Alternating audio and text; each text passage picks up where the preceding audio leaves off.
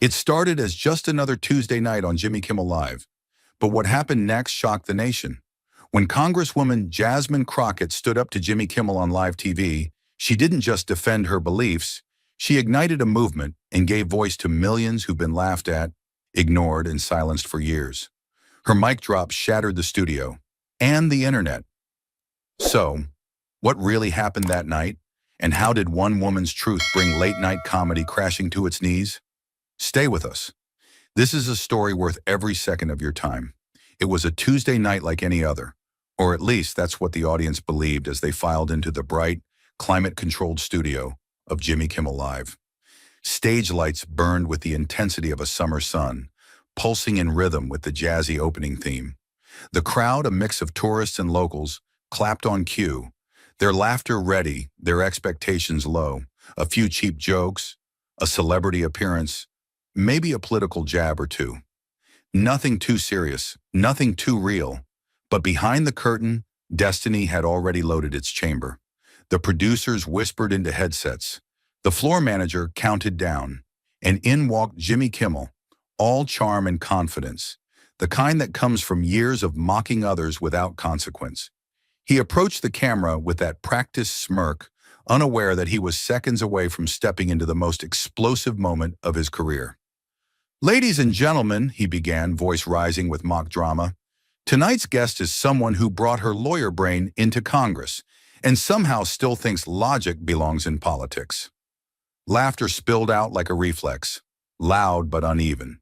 He continued, undeterred, "Please welcome Jasmine Crockett, criminal defense attorney, Congresswoman, and apparently the new spokesperson for Spin." There were cheers, sure, but also a few glances exchanged in the crowd. Some smiles faltered. The tone had shifted. And then she appeared. Jasmine Crockett stepped onto the stage not like a guest, but like a warning. Her tailored navy blue suit caught the light and held it. Her walk was measured, composed. She didn't wave. She didn't smile wide. She simply advanced, with the same quiet force she might use walking into a courtroom where the stakes were life and death. Her face was calm, but unreadable. This wasn't her first hostile room. She had stood in front of juries that didn't want to believe her clients deserved a second chance. She had faced off with prosecutors who bent rules and reporters who twisted her words. And tonight she was ready to face a comedian armed with a script, a camera, and a crowd trained to laugh before they think. As she neared Jimmy, a flicker passed through his eyes, small but visible, a flash of calculation, maybe even doubt. She extended her hand without hesitation, and he took it. The grip was brief but deliberate, like two boxers touching gloves before a round. Jimmy tried to reclaim the rhythm. "So, Jasmine, you didn't bring your gavel, did you?" He joked, hoping to draw another laugh. She gave him half a smile. Sharp, cold, unreadable. No comeback. No chuckle, just silence that settled like tension in a courtroom. She sat down slowly, legs crossed, shoulders squared, gaze locked on him with surgical precision. She looked more like a litigator than a guest, more like a judge than a target. The camera panned over the audience. Some faces still held smiles, others began to shift uncomfortably in their seats. Something was different. The mood, the energy, the air itself, it all felt like the seconds before thunder. They had come expecting laughs. They weren't ready for a reckoning. They weren't ready for her. But before the air had a chance to settle, Jimmy struck the first blow, carefully veiled in comedy, sharpened with precision, and tossed like a pebble that he knew would ripple far wider than it seemed. He turned to the camera with that familiar gleam in his eye, a performer in total command of his stage. "So," he began, his voice light but loaded, "you came all the way from the White House. Hope you didn't need GPS to find your way through a straight answer." The line dropped like bait, slick and rehearsed, a clever little dig meant to draw laughter and tilt the playing field before the first real question was even asked. And it worked, at least for a moment. Laughter exploded through the studio, the kind of loud, reflexive noise that came more from expectation than amusement. They were trained for it, conditioned to respond on cue. Cameras panned over the crowd, capturing gleaming smiles, hands clapping, heads thrown back in orchestrated delight. Jimmy leaned into it, feeding off the energy, assuming, wrongly, that he had control. But on her side of the stage, Jasmine Crockett didn't move. Not a blink, not a breath out of rhythm. She didn't roll her eyes. She didn't scoff. She didn't rush to respond or offer a forced laugh to diffuse the moment. No, she sat in perfect stillness, her body calm, her gaze steady. Her back was straight as a steel rod, shoulders square, head tilted just slightly, not in deference, but in calculation. Her lips parted, just enough to let the faintest curve show. Not a smile, not quite, but something colder. A micro-expression, a warning. She wasn't caught off guard. She was watching, analyzing, reading the room like a chess master reading a board mid-match. Her silence wasn't passive, it was tactical. It was the silence of a trial lawyer letting an opponent dig their own grave before submitting the first piece of evidence. A silence shaped by years of being underestimated, dismissed, mischaracterized, and then walking away with the win anyway. Around the studio, the energy began to change. Not all at once. Not loudly, but subtly, like pressure shifting before a storm. In the back rows, a few older men leaned forward in their seats. They weren't laughing. They weren't smiling. Their arms were folded, their brows slightly furrowed. They had seen that kind of look before. It wasn't the look of someone unprepared. It was the look of someone who had been through fires the rest of the room couldn't begin to imagine. Someone who had argued cases no one else would touch. Someone who had built credibility the hard way, argument by argument, truth by truth. And now she was being reduced, before she'd spoken a single full sentence, to a joke. And still Jasmine said nothing. The lights caught the edge of her cheekbone. Her fingers rested calmly on her knee, her nails trimmed, her suit unwrinkled, her presence undiminished. Jimmy was still smiling, still soaking up the moment, unaware that the woman seated just a few feet away had already taken command of the room, not through volume, but through presence, through restraint, through a kind of power that doesn't need to announce itself. She had felt this dynamic 100 times before, where men laughed to keep control, where charm was used to disarm, where mockery was the first weapon deployed to put a woman back in her place. But Jasmine Crockett wasn't playing that game. She wasn't there to soften the mood or to let the audience get comfortable before she began speaking truth. She was there to dismantle the script, and the silence that followed Jimmy's joke, that sharp, waiting silence, was the first crack in the floor beneath his feet. The silence had weight, but Jimmy wasn't listening. He mistook it for hesitation instead of calculation. And like a man too confident in his own rhythm, he stepped right into the next punch without realizing he'd already been countered.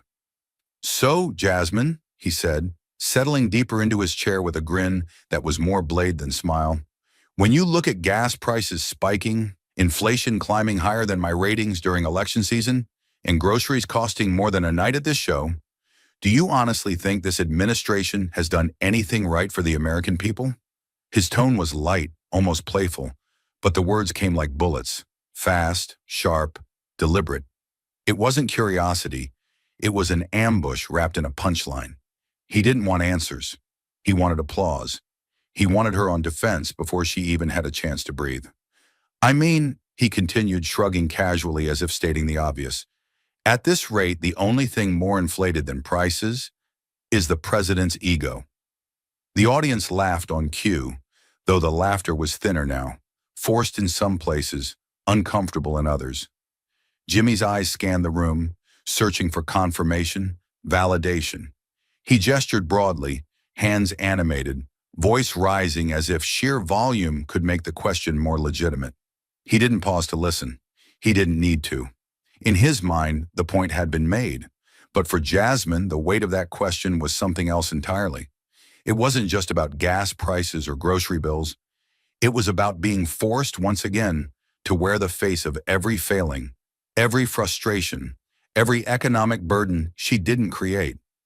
He was demanding answers, but not from the institutions that caused the crisis, not from the billion-dollar corporations hiking prices, not from the broken systems that had been failing people long before her name was known.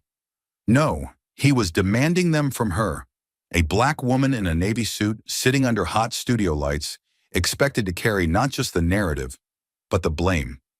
She wasn't there as herself anymore. She had been turned into a symbol, a target, a scapegoat in real time, under the guise of comedy. She knew this moment. She'd seen it in courtrooms, in hearings, in interviews where the questions were never neutral, and the jokes were always daggers.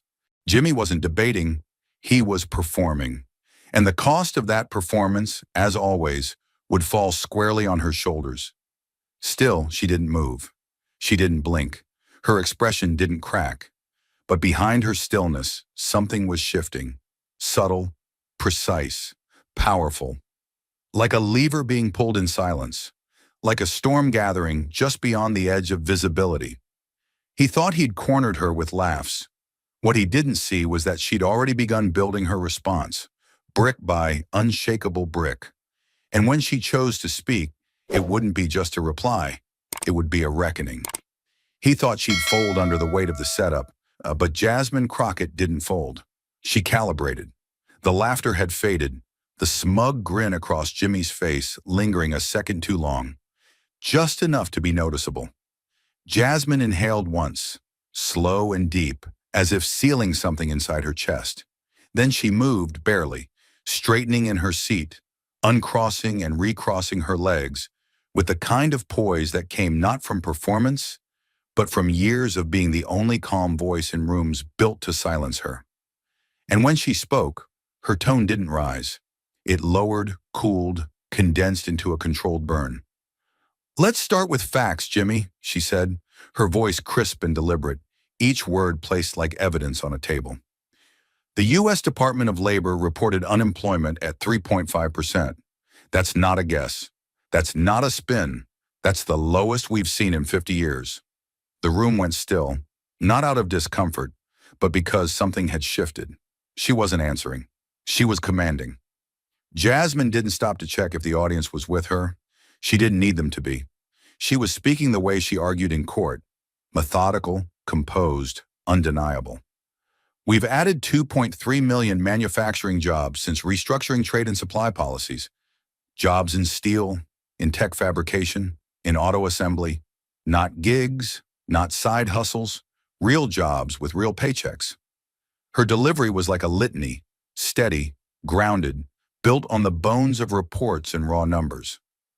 "I know it's easier to make jokes about high gas prices than to explain why oil gets more expensive when there's a war in another part of the world," she said, turning to face Jimmy, her eyes steady and clear. "But acting like the White House controls every price at the gas pump or every item in the grocery store? That's not smart. It's just not true. And honestly, people deserve the truth, not another punchline." Her voice didn't shake. It grew sharper, tight and firm, like a rope pulled to its limit, ready to snap back. By the time she finished, the studio had gone breathless. The only sound was the gentle hum of stage lights overhead, like a courtroom's fluorescent flicker just before a verdict is read. Jasmine sat back, not in retreat but in closure. Her argument made, her point delivered. She hadn't raised her voice. She hadn't looked for applause, but applause came anyway, first in scattered bursts, then louder, then fuller. It wasn't the kind of clapping you give because a cue light tells you to. It was the kind that comes when someone speaks a truth you've lived with, quietly, without anyone ever putting it into words. Jimmy didn't speak. He blinked once, then adjusted the stack of cards in front of him as if they could shield him from what had just happened. And Jasmine? She simply waited, still, ready, because this wasn't a show for her. It never had been. This was defense. This was war, and she had just landed the first clean strike. The applause hadn't even fully faded before Jimmy reached for his next move. Not with words this time, but with video. It was a pivot that felt rehearsed, like a play he'd run a dozen times before, only now it was dressed up as spontaneity. "And speaking of truth," he said, with a smile too tight to be genuine, "let's take a quick look at one of Jasmine's greatest press room moments." His tone was playful on the surface, but underneath it was loaded with intent. He wasn't building a conversation, he was setting a trap.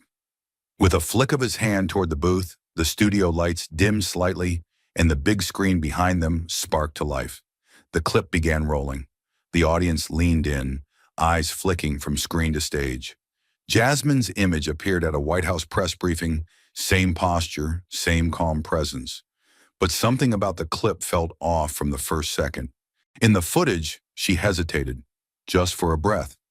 She looked down at her notes, adjusted her phrasing, then glanced back up toward the reporters. Her voice faltered slightly as she referenced a policy number, then recovered and moved on. The clip was short, maybe 6 or 7 seconds at most, but it was clipped in a way that made the pause feel longer, the stumble more awkward, the room colder.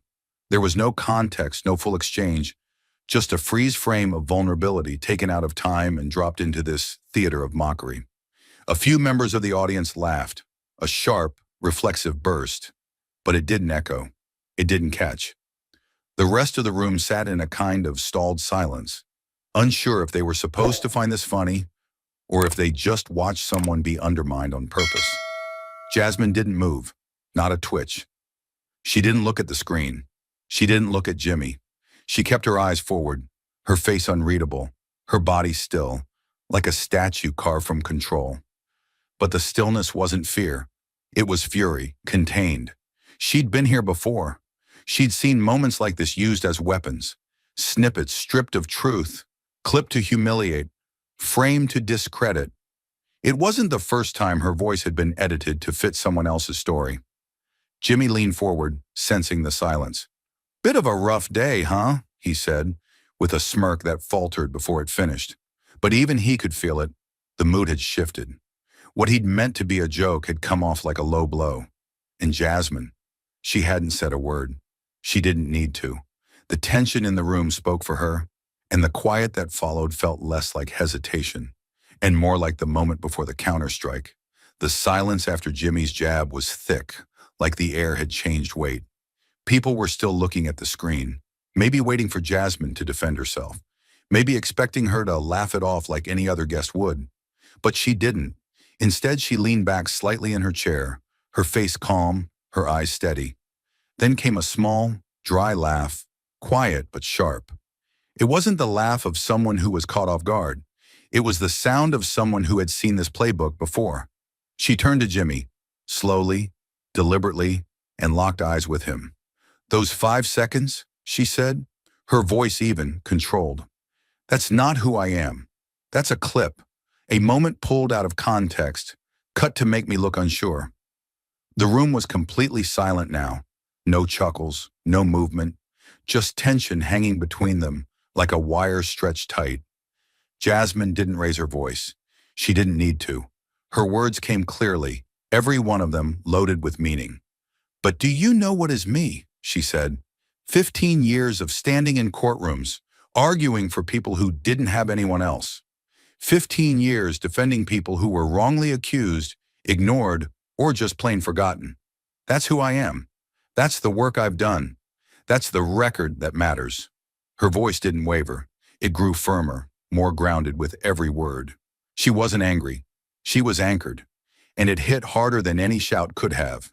That's when something shifted in the audience.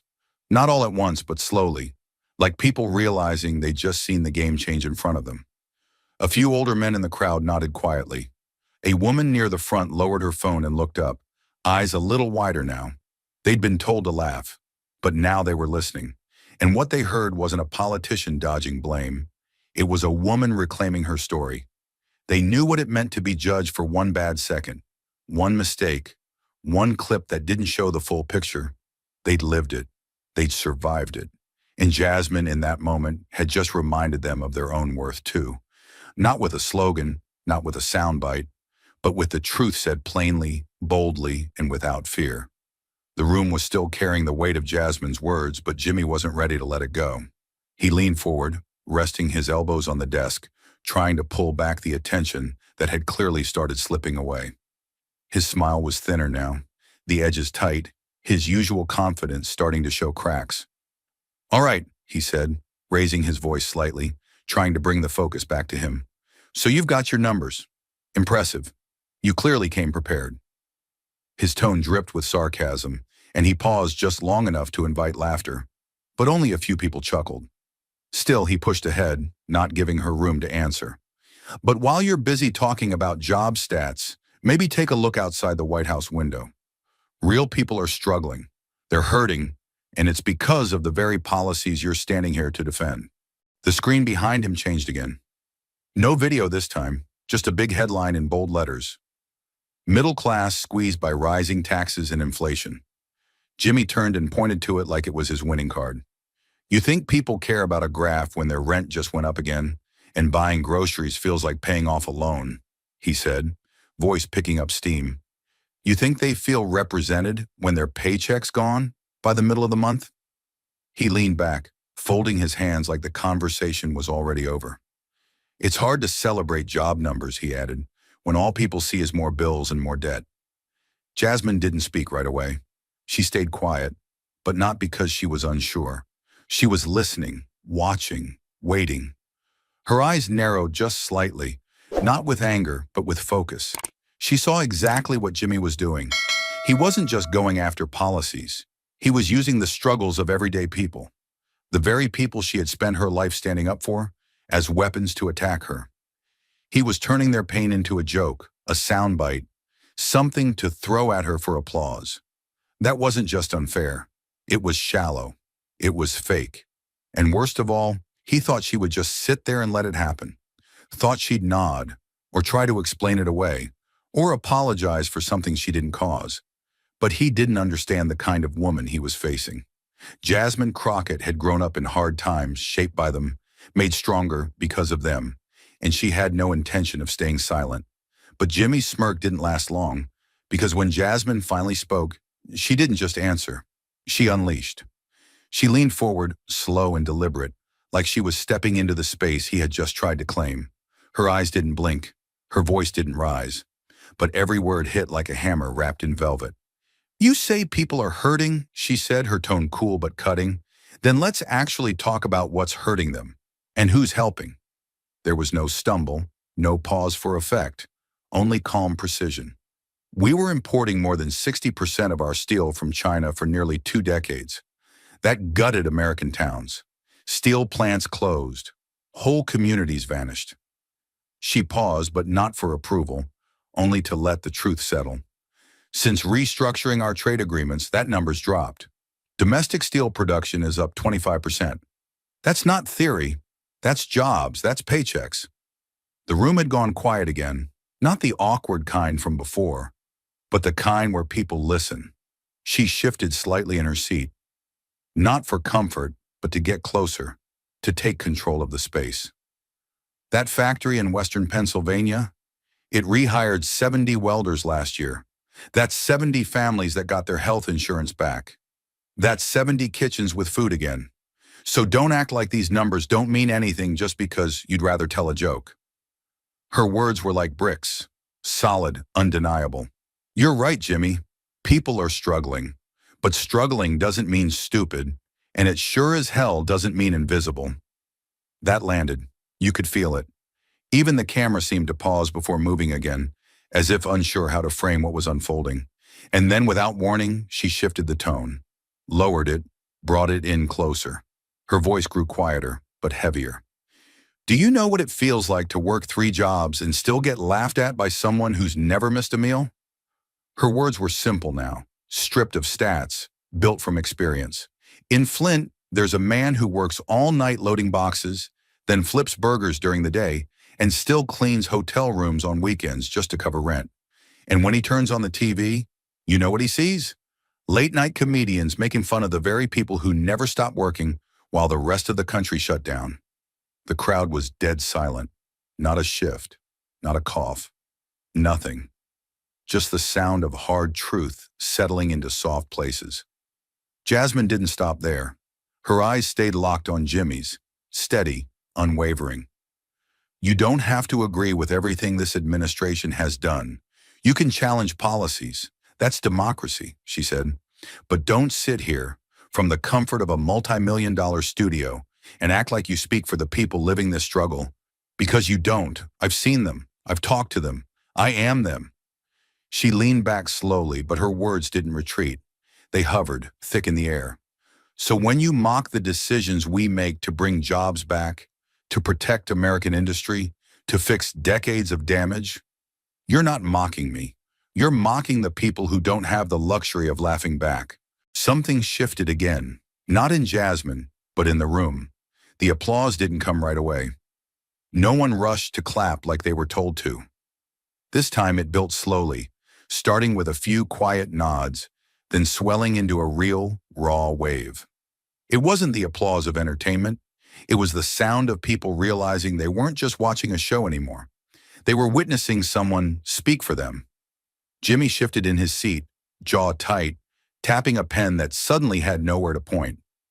His next joke died on his tongue, because for the first time all night, he wasn't the one in control of the room. Jasmine had taken the moment and flipped it.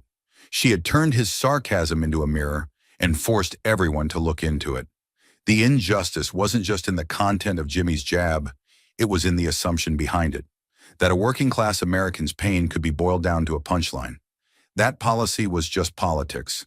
That hardship was something to be performed, not lived. And Jasmine, without ever raising her voice, had made it clear that she wasn't there to entertain. She was there to speak the kind of truth that doesn't fit neatly into a monologue. But just as the applause faded and the weight of Jasmine's words seemed to settle over the room like a thick, quiet fog, Jimmy leaned forward, not with a smile this time, not with charm, but with something colder. It wasn't loud, it wasn't fast, but it was calculated, and it was meant to draw blood. He tilted his head slightly, narrowing his eyes like he was offering a personal thought, but the softness in his voice only made the words sting more. "Aren't you tired, Orshridge?" he asked, as if it were concern, not a trap. His voice was low, almost gentle, but it echoed in the studio like a dropped pin in a courtroom.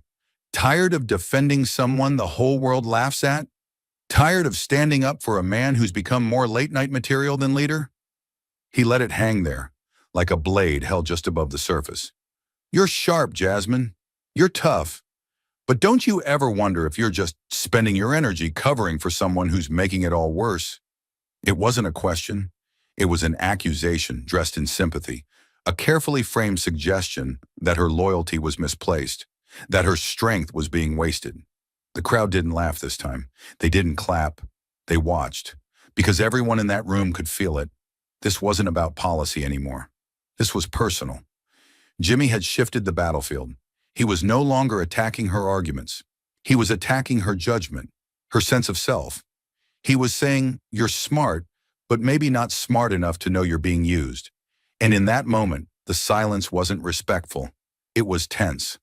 The kind that rises right before impact, when no one dares breathe because they can feel what's coming next.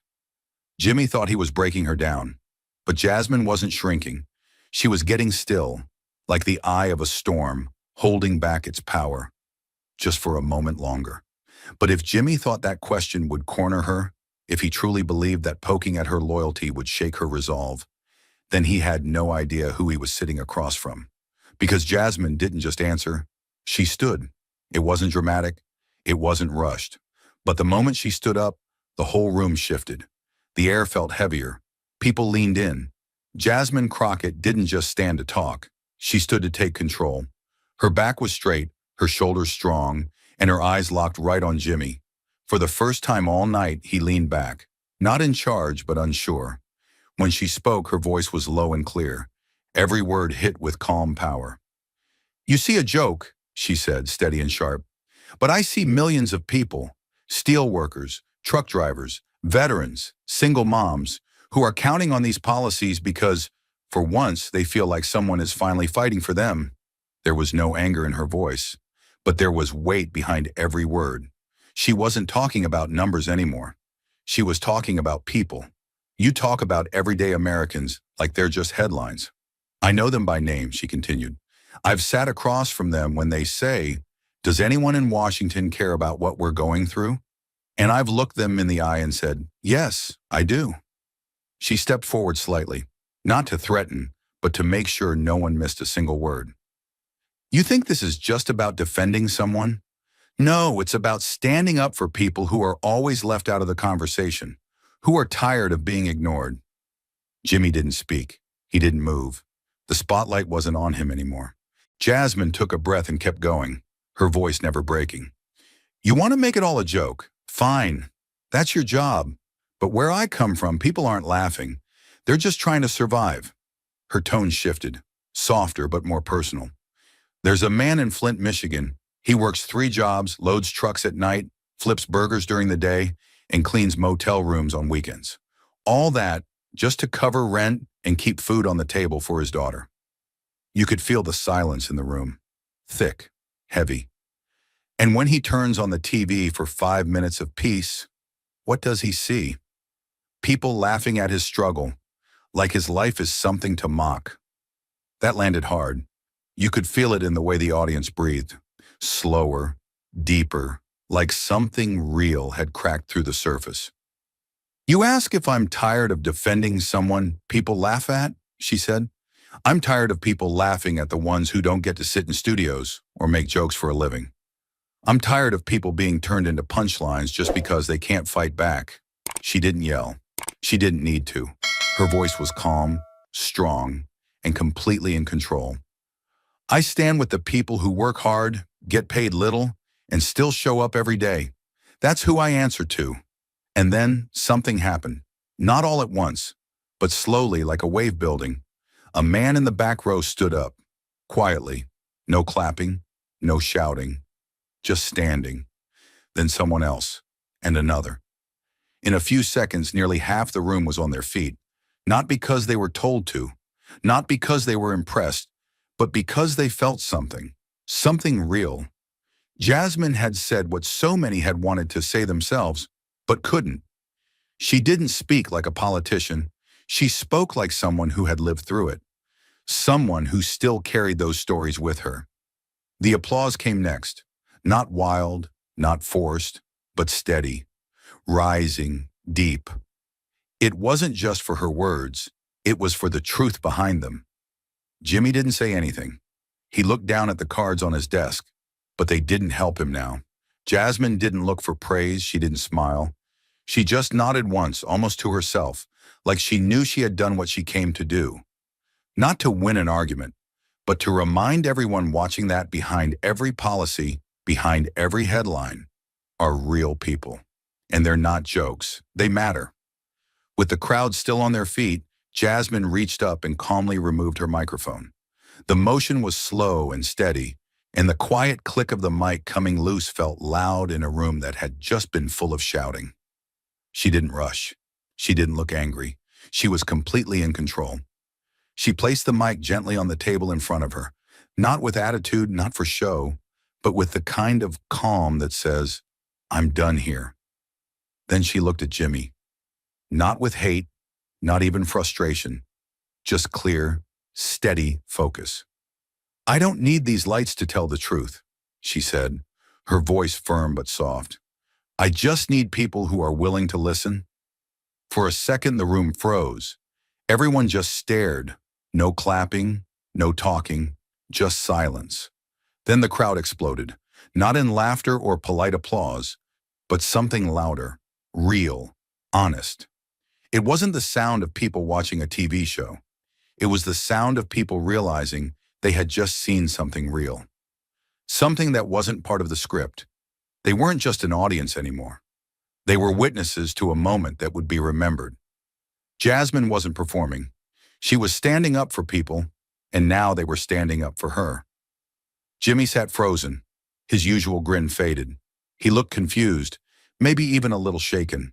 He laughed nervously and said, Wait, you're not actually leaving, are you? His voice cracked at the end, like even he wasn't sure what tone to take anymore. Jasmine didn't sit back down. She didn't smile. She looked him right in the eye and said, This stage doesn't define who I am. What I do does. And I came here to speak for the people you joke about, and to speak the truth you try to twist. The air in the room changed again, not from noise, but from energy. Everything slowed. Jasmine turned toward the audience, not to make a scene, but to speak to them. Her voice stayed low, but strong. This isn't about one show or one moment, she said. It's about the way real people get treated like jokes when they're doing everything they can just to stay afloat. They're not punchlines. They're workers, parents, veterans, neighbors. She looked around the room, locking eyes with people in the crowd. And if standing up for them makes me the target of your jokes, so be it. I'll take that hit. But I won't stay silent. One by one, people stood again. This time not out of surprise, but out of respect. Some clapped, some didn't. A few just stood with arms crossed and eyes locked on her like they didn't want to miss a second. It wasn't a performance anymore. It was a moment of truth. Jasmine didn't look for applause. She didn't soak in the spotlight. She just nodded once, almost to herself, like she had said exactly what needed to be said, and she had. Jimmy didn't say anything, not right away. He looked down at the cards in front of him, the ones he usually used to stay ahead of the moment. But they felt useless now. Jasmine turned and calmly walked off stage. No big gestures, no waving, just a quiet, steady exit. The crowd moved to the side as she passed. Some reached out to touch her arm. Others just nodded, eyes wide. They weren't reacting to a guest. They were reacting to a leader, someone who had taken their pain seriously and refused to let it be laughed at. Back at the desk, Jimmy finally tried to recover. He looked into the camera, gave a weak smile, and said, "Well, looks like I need a new closing joke." It didn't land. No laughter, just silence. Because Jasmine hadn't just walked out of the studio, she had taken the moment with her, and now the room didn't feel like a comedy set anymore. It felt like something had changed, because it had. The buzz didn't die down. People pulled out their phones, not to post a funny clip, but to document what they'd just seen. You could hear whispers. "She really left. She said exactly what I've been feeling. That wasn't a guest. That was something else." And Jimmy? He sat quiet at his desk, the lights still hot, the camera still rolling, but the power gone. Jasmine Crockett had walked in as a guest, but walked out as a symbol, not of politics, not of parties, but of truth. She didn't walk out for attention. She walked out to make it clear. Some people speak to entertain. Others speak to remind us what matters. And in one quiet moment, Jasmine did both. By the time Jasmine disappeared behind the studio curtain, the energy in the room hadn't settled. It had ignited. And outside those walls, the fire was only just beginning to spread. It started with a 30-second clip. A phone camera caught her placing the microphone on the desk, heard her final words, "I don't need these lights to speak the truth," and followed her as she walked off stage with quiet, unshaken power. Within minutes, that clip hit Twitter. Within an hour, it was everywhere. By the 8th hour, it had passed 10 million views. Not from marketing, not from media, from people, from steelworkers in Pennsylvania, from teachers in Wisconsin, from veterans in Texas, and truckers crossing through Ohio. It wasn't just a viral moment. It was a rupture, a break in the noise, a signal in the static. The hashtag #sign Jasmine Unfiltered shot to #1 globally before sunrise. And this wasn't just a trending joke or meme. This was fuel. Veterans posted the video with captions like, "She spoke with more courage than most politicians I've seen in 20 years. Long-haul drivers shared it between stops, writing, "Finally someone who sounds like they've ridden in this cab." Coal miners, factory workers, single parents, people who rarely felt seen in political discourse, shared her speech with one common message. She said what we've all been thinking, and no one else had the guts to say. It wasn't polished, it wasn't pre-approved, it was real. And that's exactly why it spread like wildfire. On Facebook, the reaction was even deeper. A post from a retired steelworker in West Virginia was shared 80,000 times in one afternoon. He wrote, "My wife and I cried watching her. Not because it was sad, because it was the first time in a long time someone made us feel human again on national television." Comment sections weren't the usual chaos. They were full of quiet stories, about missed paychecks, about working 3 jobs, about sitting in silence while people on TV turned their lives into punchlines. Jasmine hadn't delivered a political speech. She'd lit a fuse beneath a decade of bottled-up frustration, and now the country was hearing it loud and clear. Meanwhile, Jimmy Kimmel's team was in full panic mode. What had started as a routine interview had become a cultural reckoning, and he was no longer the clever host in charge of the punchline. Less than 12 hours after the show aired, his publicist released a statement. Short, safe. I want to publicly apologize to Congresswoman Jasmine Crockett. My intention was never to diminish her voice or the people she represents. I respect her service and regret how the interview unfolded. But it was too late.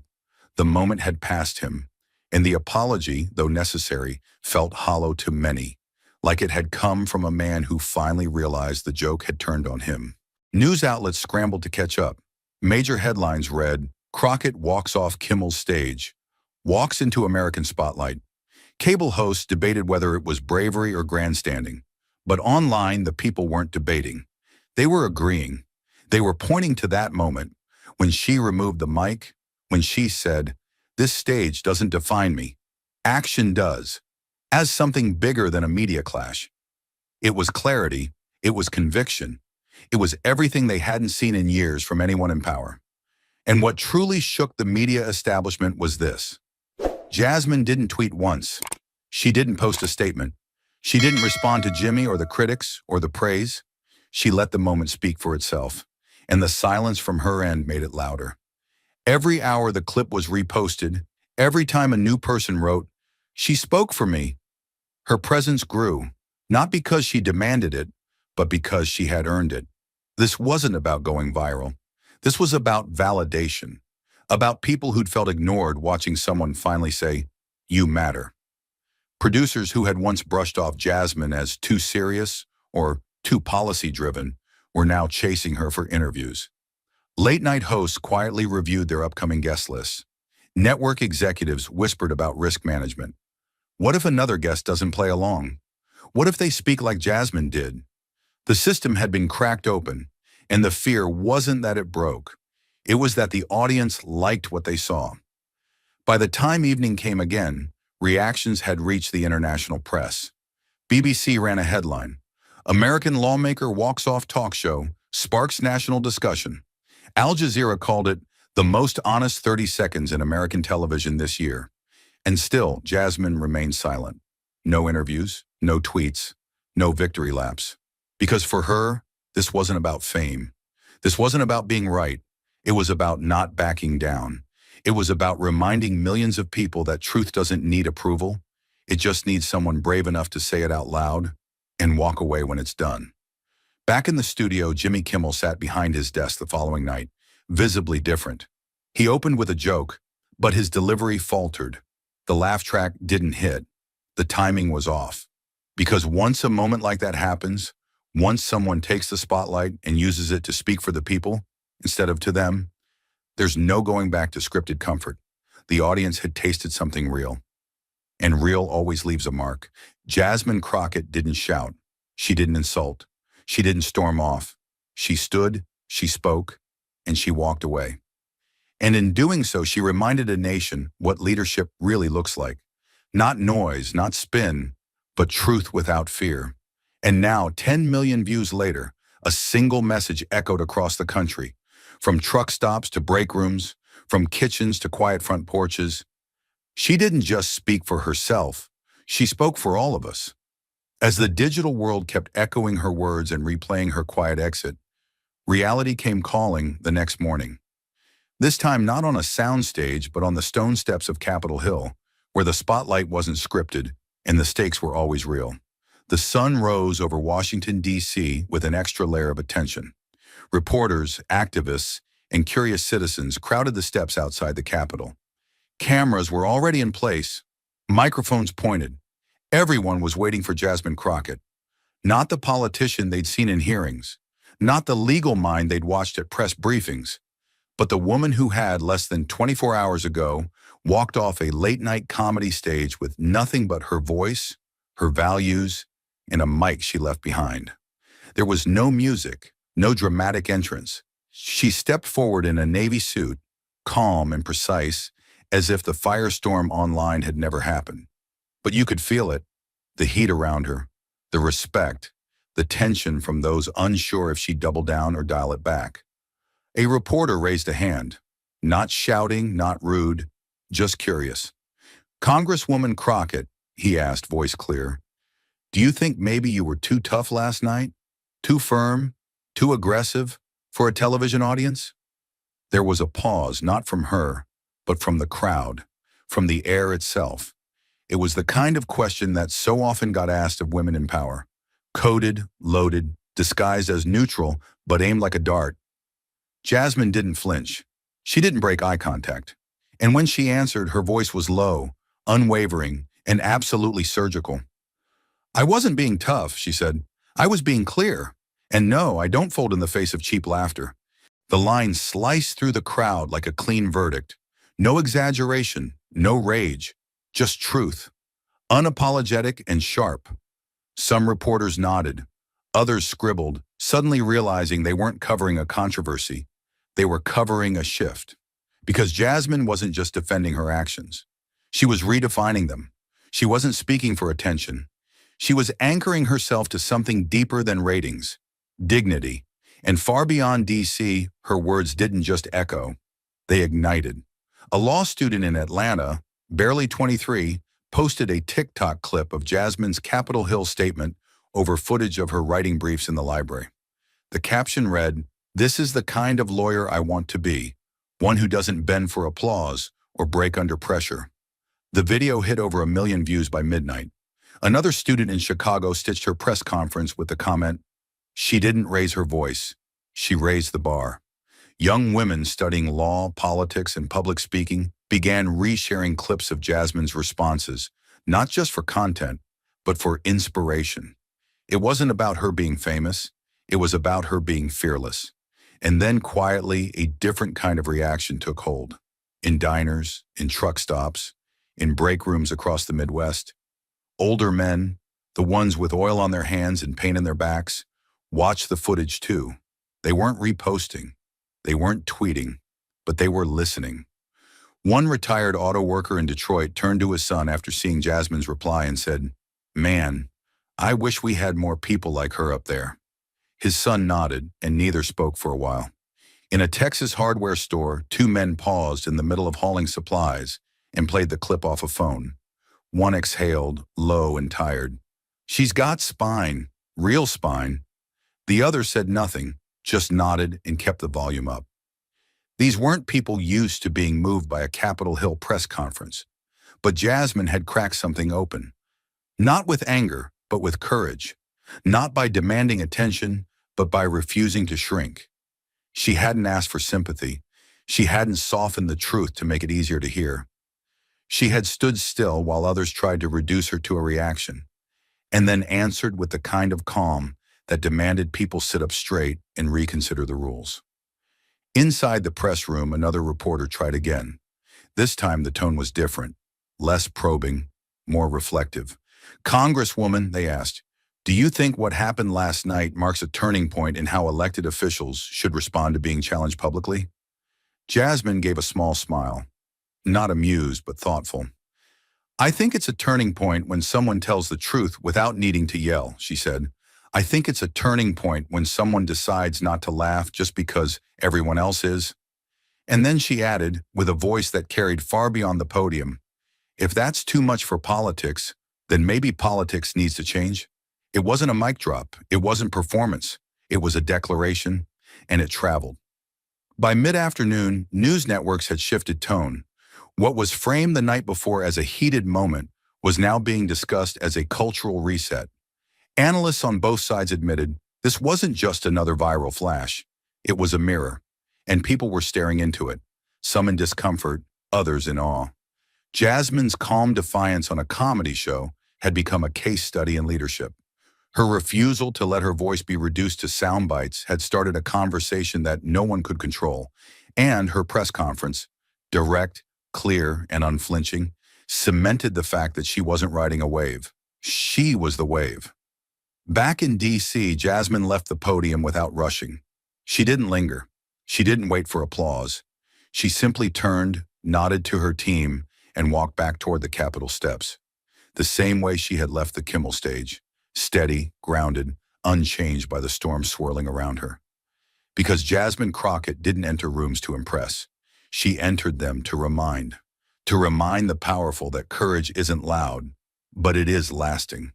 To remind the forgotten that they aren't alone. and to remind everyone watching that sometimes the bravest thing you can do is not sit back down.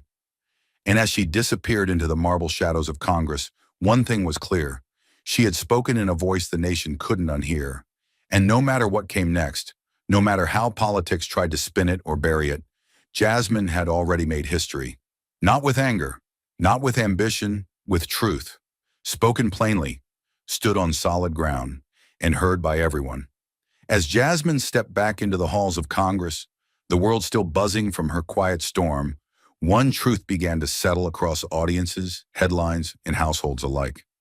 She hadn't just responded to the moment, she had rewritten it. Jasmine Crockett didn't simply walk onto that stage and hold her ground. She redrew the map. In a place built for laughter, distraction, and easy applause, she didn't play along. She didn't raise her voice. She didn't crack. She stood still, spoke clearly, and in doing so, didn't just take control of the stage. She redefined what the stage meant. It was no longer a place for scripted entertainment. For one unforgettable night, it became something else. A courtroom without walls, a pulpit without a church, a battlefield without a single weapon. Only words. But those words carried more weight than any performance that came before or after. She proved something that night, something that even the brightest studio lights couldn't wash away. That lived experience is louder than sarcasm. That pain, when spoken with truth and purpose, will always outlast the laughter meant to silence it. The media machine can cut, edit, laugh, and twist, but it cannot bend the truth when the person speaking has lived it. And Jasmine didn't speak like someone who memorized facts. She spoke like someone who carried them in her bloodstream.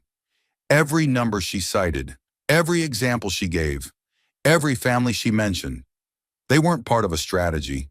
They were part of her. That's what made it different. That's what made it real. She wasn't there to entertain. She wasn't there to win a debate. She was there to remind everyone watching on that stage, in that audience, and across the country, that dignity is not up for sale, that the truth may be mocked, delayed, or ignored. But when it's delivered by someone who has walked through it, it can't be dismissed. And she reminded the media, clever, fast-moving, always ready for the next click, that the most dangerous voice isn't the loudest. It's the one that doesn't need to be amplified to be remembered. And when the laughter faded, when the hot lights cooled, when the studio emptied and the hashtags began to slow, there was only one thing left standing: respect. It was quiet. It wasn't announced. It didn't trend. But it lingered. It stayed. Because something about what Jasmine had done couldn't be undone. The audience may not have agreed with everything she said. They may not have even liked it. But they heard it, and they respected it. Not because it was polished, but because it was true. That kind of presence is rare. That kind of courage is dangerous. Not to the public, but to the systems that rely on distraction to avoid accountability. Jasmine had walked into a room meant to control the narrative, and left having shattered it, not with anger, not with theatrics, but with something far more radical: calm defiance. She didn't play the part they expected. She played no part at all. She was herself, completely, unapologetically, and unshakably. Even Jimmy Kimmel, for all his years commanding that stage, had never faced someone who didn't flinch at his jokes, didn't bend to his rhythm, and didn't give him the final word. Jasmine didn't take a stage. She removed the ceiling from it. She turned a set built for control into a space for confrontation, and made truth feel like the most dangerous thing in the room. In homes across the country, people rewatched her final moments. The mic drop without volume. The line, "This stage doesn't define me. Action does." Echoing not like a slogan, but like a warning shot. She wasn't asking to be understood. She was declaring where she stood. And in doing so, she forced everyone else to decide whether they were going to keep laughing or start listening. Because Jasmine Crockett didn't just speak for herself. She spoke for millions who have been talked over, misrepresented, cut out of the conversation. For the mother who works 3 jobs and still skips dinner so her kids can eat. For the veteran who comes home to a broken system and is met with more paperwork than help. For the factory worker who gets blamed for a policy they never voted on. She didn't claim their pain. She didn't weaponize it, she honored it. And that's what made the moment unforgettable. In politics, in media, in culture, people often say the truth needs a stage. But Jasmine proved something more dangerous. The truth doesn't need a stage at all. It just needs someone willing to carry it, to live it, and to speak it when the lights are hot, the crowd is hostile, and the pressure is high. And when that happens, no camera can distort it. No edit can erase it. No laugh track can drown it out. Long after the tweets stop, long after the headlines turn, people will remember the way she stood, the way she spoke, and the way she walked away, not to escape the moment, but to complete it. Jasmine didn't storm off. She didn't perform victory. She closed a chapter with the same strength she opened it, with truth in her voice and purpose in her step. And maybe that's what hit hardest. That in an age of constant noise, Jasmine Crockett proved that the most powerful thing a person can do is speak with nothing to prove. But once the noise died down, once the cameras stopped rolling, and the hashtags gave way to the next headline, what lingered was something deeper, something no ratings chart could measure. It wasn't just a moment, it was a message. And it came with a lesson we all needed to hear. The human lesson in Jasmine Crockett's story didn't come wrapped in slogans or applause. It came in the silence after she spoke, in the stillness after she walked off that stage. It came in the way people from different states and different lives looked at their screens and didn't see a politician. They saw themselves.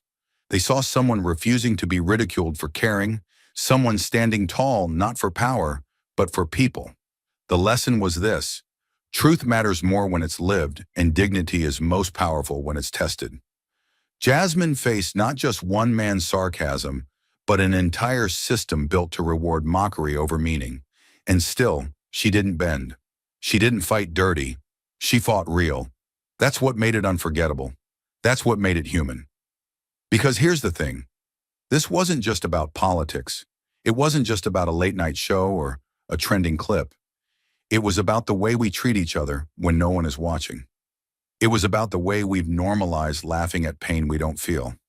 How we've let media turn struggle into sound bites and real people into background noise. Jasmine didn't speak to impress. She didn't perform. She showed up fully, scars and all, and said, "You will not turn my people into your punchline." And that kind of truth, raw, lived in, steady, isn't just brave, it's rare. And it reminds us what courage looks like when there's nothing left to gain but self-respect. Her story challenges every one of us to ask, when was the last time we stood up for something that didn't benefit us directly? When was the last time we stayed calm under pressure? Not because it was easy, but because we knew who we were. Jasmine's lesson wasn't just in what she said, it was in how she said it. No shouting, no drama, just truth. And in today's world, that's revolutionary. We live in a time where being loud is often mistaken for being strong, where opinions drown out facts, and where performance gets rewarded more than principle. But Jasmine flipped that script. She reminded us that being unshakable isn't about yelling. It's about not backing down when the moment tries to rewrite you. And for those who've been overlooked, misunderstood, or mocked just for being real, Jasmine gave them something they haven't had in a long time: validation. She proved that it's okay to be serious when others joke, that it's okay to care when the world shrugs, that it's okay to speak plainly when everyone else is spinning. And most importantly, she proved that you don't need to be invited to take up space. You deserve to take up space, not because of your title, but because of your truth. There's a quiet revolution happening beneath the surface of her story, a shift from noise to meaning, from flash to foundation. And the human lesson is simple but fierce. Never let anyone laugh you out of your voice. Never let a crowd, a camera, or a system convince you that your truth is too much. Because the moment you choose to stand fully in what you believe, not just say it, but live it, you stop being a character in someone else's script. You become the author of your own. That's what Jasmine did, and that's what we all must learn to do. Not just for a moment, but for a lifetime. Thank you for watching until this moment and for standing with us on this journey for justice. Your support means everything. Like, subscribe and turn on notifications so you never miss what's next. And we'd love to hear your thoughts. Leave a comment below and let us know what moved you most in this story. Together, our voices make a difference. A decorated war veteran was accused of charity fraud, her life in ruins, her legacy moments from being erased. Behind it all stood Judge Bernard Hawthorne, a man who ruled his courtroom like a king and buried the truth beneath his gavel. But when Jasmine Crockett walked into that courtroom, everything flipped. What did she do that turned a rigged trial into a national scandal and brought a powerful federal judge to his knees? Stay with us. This is a story worth every second of your time. A cold March morning cloaked the federal district courthouse in a grim silence. Inside, courtroom 11B pulsed with quiet tension, a tension that didn't come from weather or law. It came from the man seated at the bench, Judge Bernard Hawthorne. His presence alone seemed to drop the temperature 10 degrees. His black robe hung on him like armor, but his real weapon was fear. They called him the executioner in robes, not in headlines but in whispers. He was known for his ruthless rulings, especially toward those with military backgrounds, religious convictions, or conservative values. He didn't just interpret the law, he twisted it to break the people he despised. And today his target was a 67-year-old widow and war veteran named Eleanor Briggs. Eleanor's case should have been dismissed before it began. 30 years of military service, zero criminal history, and a lifetime devoted to running a nonprofit that provided housing for homeless veterans. But someone, some shadow hiding behind bureaucracy, filed a fraud complaint against her foundation, accusing her of mismanaging donations. No hard proof. No forensic audit. Just paperwork errors and assumptions, twisted into a federal charge. Strangely, the case bypassed standard review and landed right on Hawthorne's docket. He didn't hide his anticipation. He sharpened it like a blade. He had no time for nuance, no interest in context. To him, Eleanor wasn't a decorated veteran or a community pillar. She was a symbol, one he intended to destroy to send a message. Just as Judge Hawthorne lifted his gavel, the heavy courtroom doors opened with a low creak. Heads turned. A woman stepped in, composed, focused, and completely unfazed by the silence that followed her. She wore a simple black suit, no flashy jewelry, no grand entrance, just quiet authority. Jasmine Crockett, a former military prosecutor, now a defense attorney, with a reputation for taking on the cases no one else would touch. She didn't come with headlines or theatrics, only a track record of standing up to power and winning. Some in the legal world called her difficult, others called her relentless. But even her critics couldn't deny one thing. Jasmine fought for the people the system forgot. She'd seen how justice could be twisted, and she'd made it her job to push back. Now she was here to do exactly that. The air in the courtroom grew heavier the moment Jasmine Crockett spoke her name for the record. Judge Hawthorne sat back slowly, folding his hands like a man preparing to swat a fly he found particularly annoying. His eyes narrowed, scanning her not like an attorney, but like a trespasser in his domain. To him, she wasn't just defense counsel. She was everything he detested. A black woman, confident, sharp, unapologetic. She didn't defer. She didn't flinch. And worst of all, she didn't seem afraid. That alone was enough to trigger his disdain. He tilted his head, voice thick with mockery, and spoke in that calm, calculated tone judges used when they wanted to humiliate without raising their voice. Let me guess. You're here to teach us about truth, justice, and all those noble things they put in campaign speeches? There was no need for applause, no gasps. The insult landed, and everyone felt it. Hawthorne wanted to remind her that in his courtroom, she was already beneath him, that no matter how smart she was, how decorated her record, how fierce her presence, none of it mattered here. Not in his house. The message was clear. You don't belong. A few lawyers in the gallery lowered their eyes. A clerk paused mid-keystroke. The prosecution smirked, half amused, half curious to see how far Hawthorne would go. But Jasmine remained still, like a soldier who had seen far worse than words. She adjusted her papers, took a breath, then slowly looked up, meeting his glare with something far more dangerous than defiance. Clarity. Her voice didn't rise. It didn't need to. It was the kind of voice trained for crossfire, precise, level, and absolutely unshakable. "I'm not here to preach," she said, her tone calm but so full of weight it seemed to settle across the room like a storm cloud. "I'm here to release the truth." She let the words hang for a moment, then leaned forward slightly. "And today, truth doesn't need your permission to be heard." Her eyes didn't leave his. She didn't blink, didn't shift.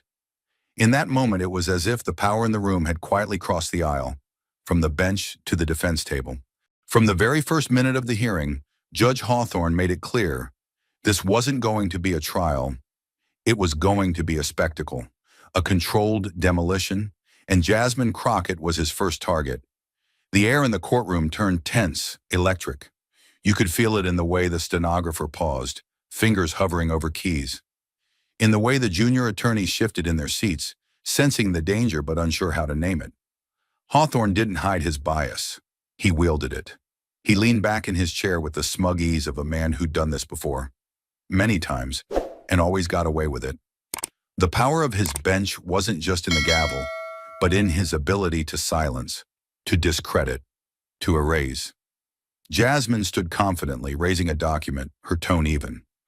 "Your Honor, this ledger details the sequence of transactions." "Overruled," Hawthorne snapped, not even glancing at it. She blinked once, calm. "Respectfully, I believe this directly contradicts the prosecution's claim." "Sit down, Miss Crockett. If you want to lecture someone, do it at a campaign rally." The insult echoed, but Jasmine held her ground. She didn't flinch. She simply turned to another folder, retrieved a signed donor statement. "This letter proves the funds in question were actually earmarked for emergency housing, not—" Hawthorne's gavel slammed hard. "We're not here to interpret intentions, only facts." "This is a fact," Jasmine replied, voice measured. "It's notarized, submitted during discovery, and acknowledged by the court on April 10th. "I said enough," the judge growled. "Don't test me." The gallery stilled. You could feel every eye locked on Jasmine, every breath held as if waiting for her to break. But she didn't. She opened the next file, raising it slowly. "Your Honor, I request the court's permission to play a 47-second video clip showing—" "We're not turning this courtroom into a movie theater," he cut in. "Denied." "With all due respect," she said firmly, "this video shows Ms. Briggs handing over the full donation in person to the organization that filed the complaint." "And what exactly do you think that proves?" he barked. "That your client's a saint? That she didn't know what she was doing? You think I haven't seen these tactics before?" Jasmine's expression didn't change, but her jaw tensed. It was a subtle shift, a storm behind glass. She lowered the file, fingers tightening slightly around its edges, and stepped back. No outrage, no theatrics, only silence.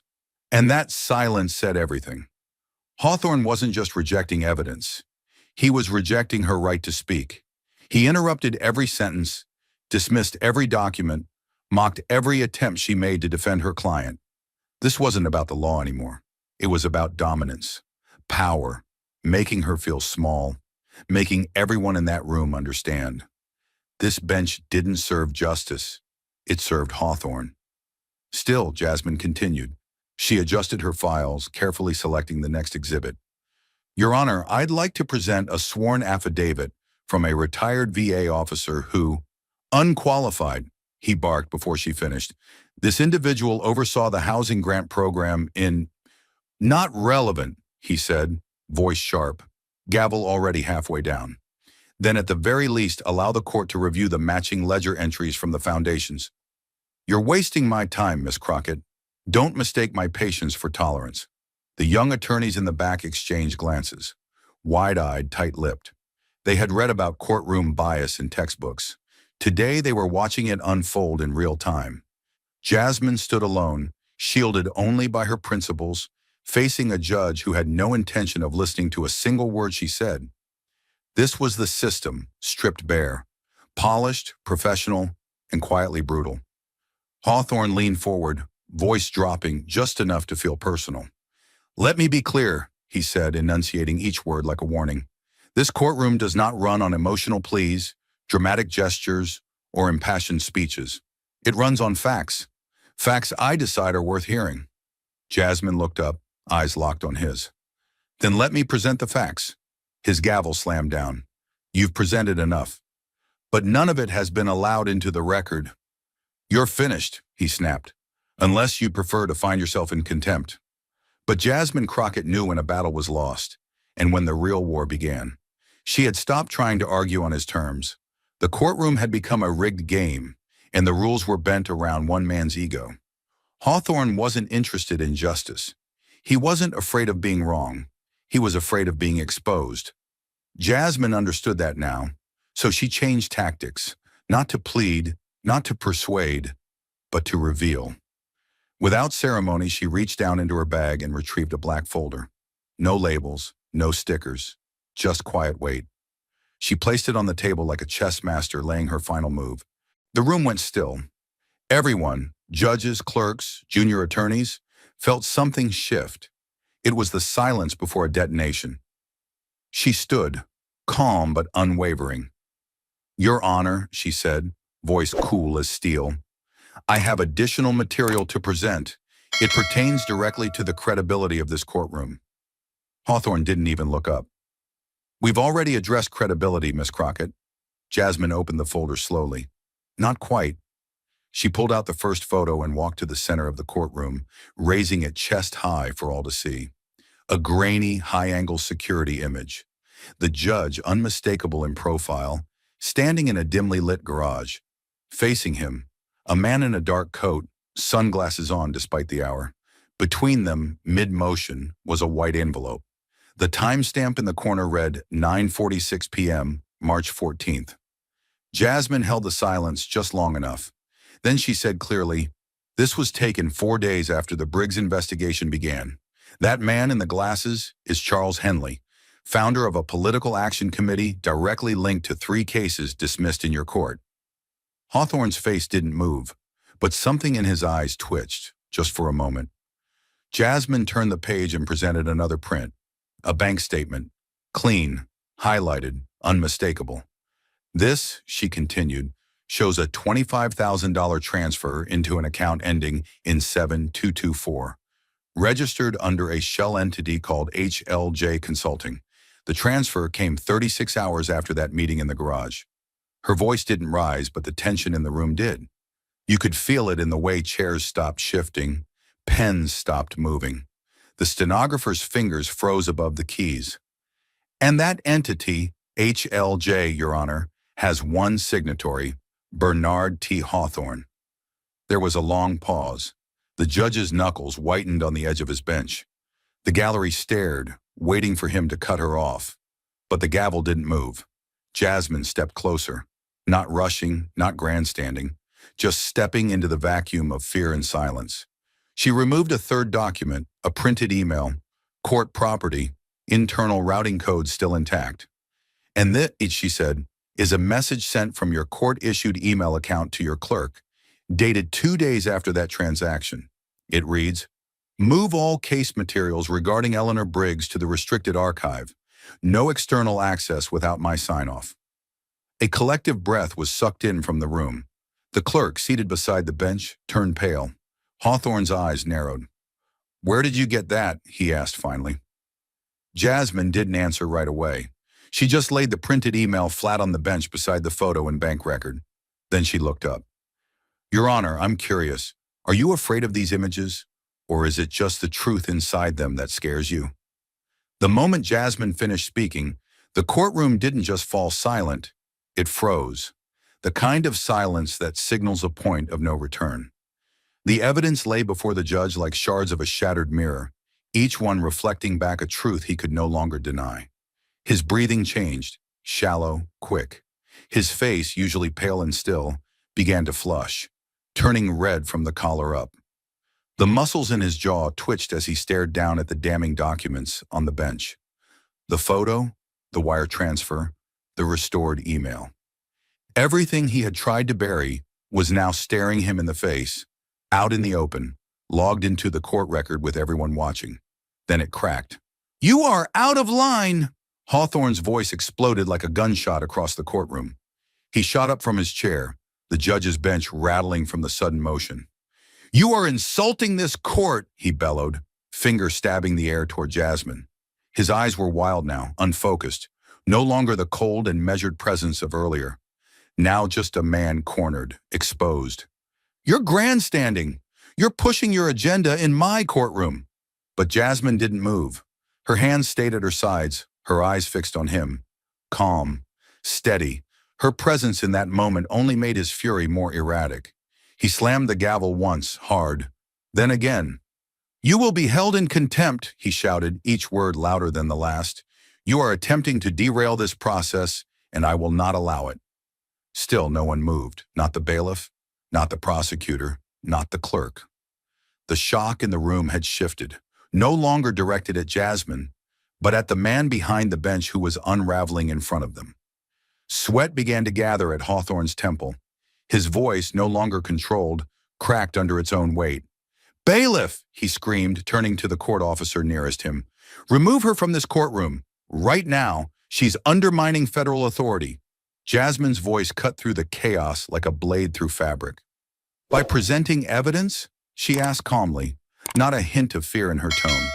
"Or by telling the truth you've spent years hiding?" Her words didn't rise in volume, but they struck harder than his shouting ever could. The judge slammed the gavel again, this time with such force that the base cracked. "This is my courtroom," he shouted. "You don't get to come in here and accuse a sitting federal judge without consequence." His voice was hoarse now, raw. His robe hung off one shoulder, disheveled, no longer a symbol of power, just cloth draped over a man losing control. "You're not angry because I lied," Jasmine said, eyes locked on his. "You're angry because I didn't." The gallery remained frozen, watching a man who had ruled from the bench for decades now disintegrate in real time. What had once been power was now panic. What had once been control was now collapse. And Jasmine, unmoved, stood in the eye of that storm, no longer on trial, now the one holding the mirror to the very system itself.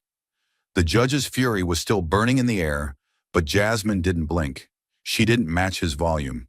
She didn't flinch under the heat of his rage. Instead, she reached for a new weapon, the truth in its purest form.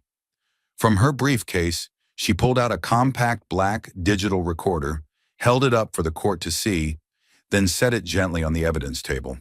The motion was quiet, but it hit harder than any shouted objection. The room shifted again. The prosecutor sat forward, unsure. The gallery leaned in. Even Hawthorne, mid-breath, hesitated. "If the court is ready to hear something that wasn't buried, shredded, or sealed," Jasmine said clearly, "I'd like to enter this audio recording into the record." Before Hawthorne could stop her, she pressed play. The room filled with the cold, unmistakable voice of Judge Bernard Hawthorne. It was clipped, commanding, familiar, and utterly damning. "I don't care how full the file is, just move it. Anything that isn't strictly procedural, get rid of it. Defense is going to throw everything they have. I'm not wasting this court's time on emotion and fluff. If you can't filter it, shred it." The last word, shred, hung in the air like the snap of a guillotine. There was a moment of stunned silence, then movement, small but sharp. At the judge's right, the courtroom clerk's posture shifted. Her spine stiffened.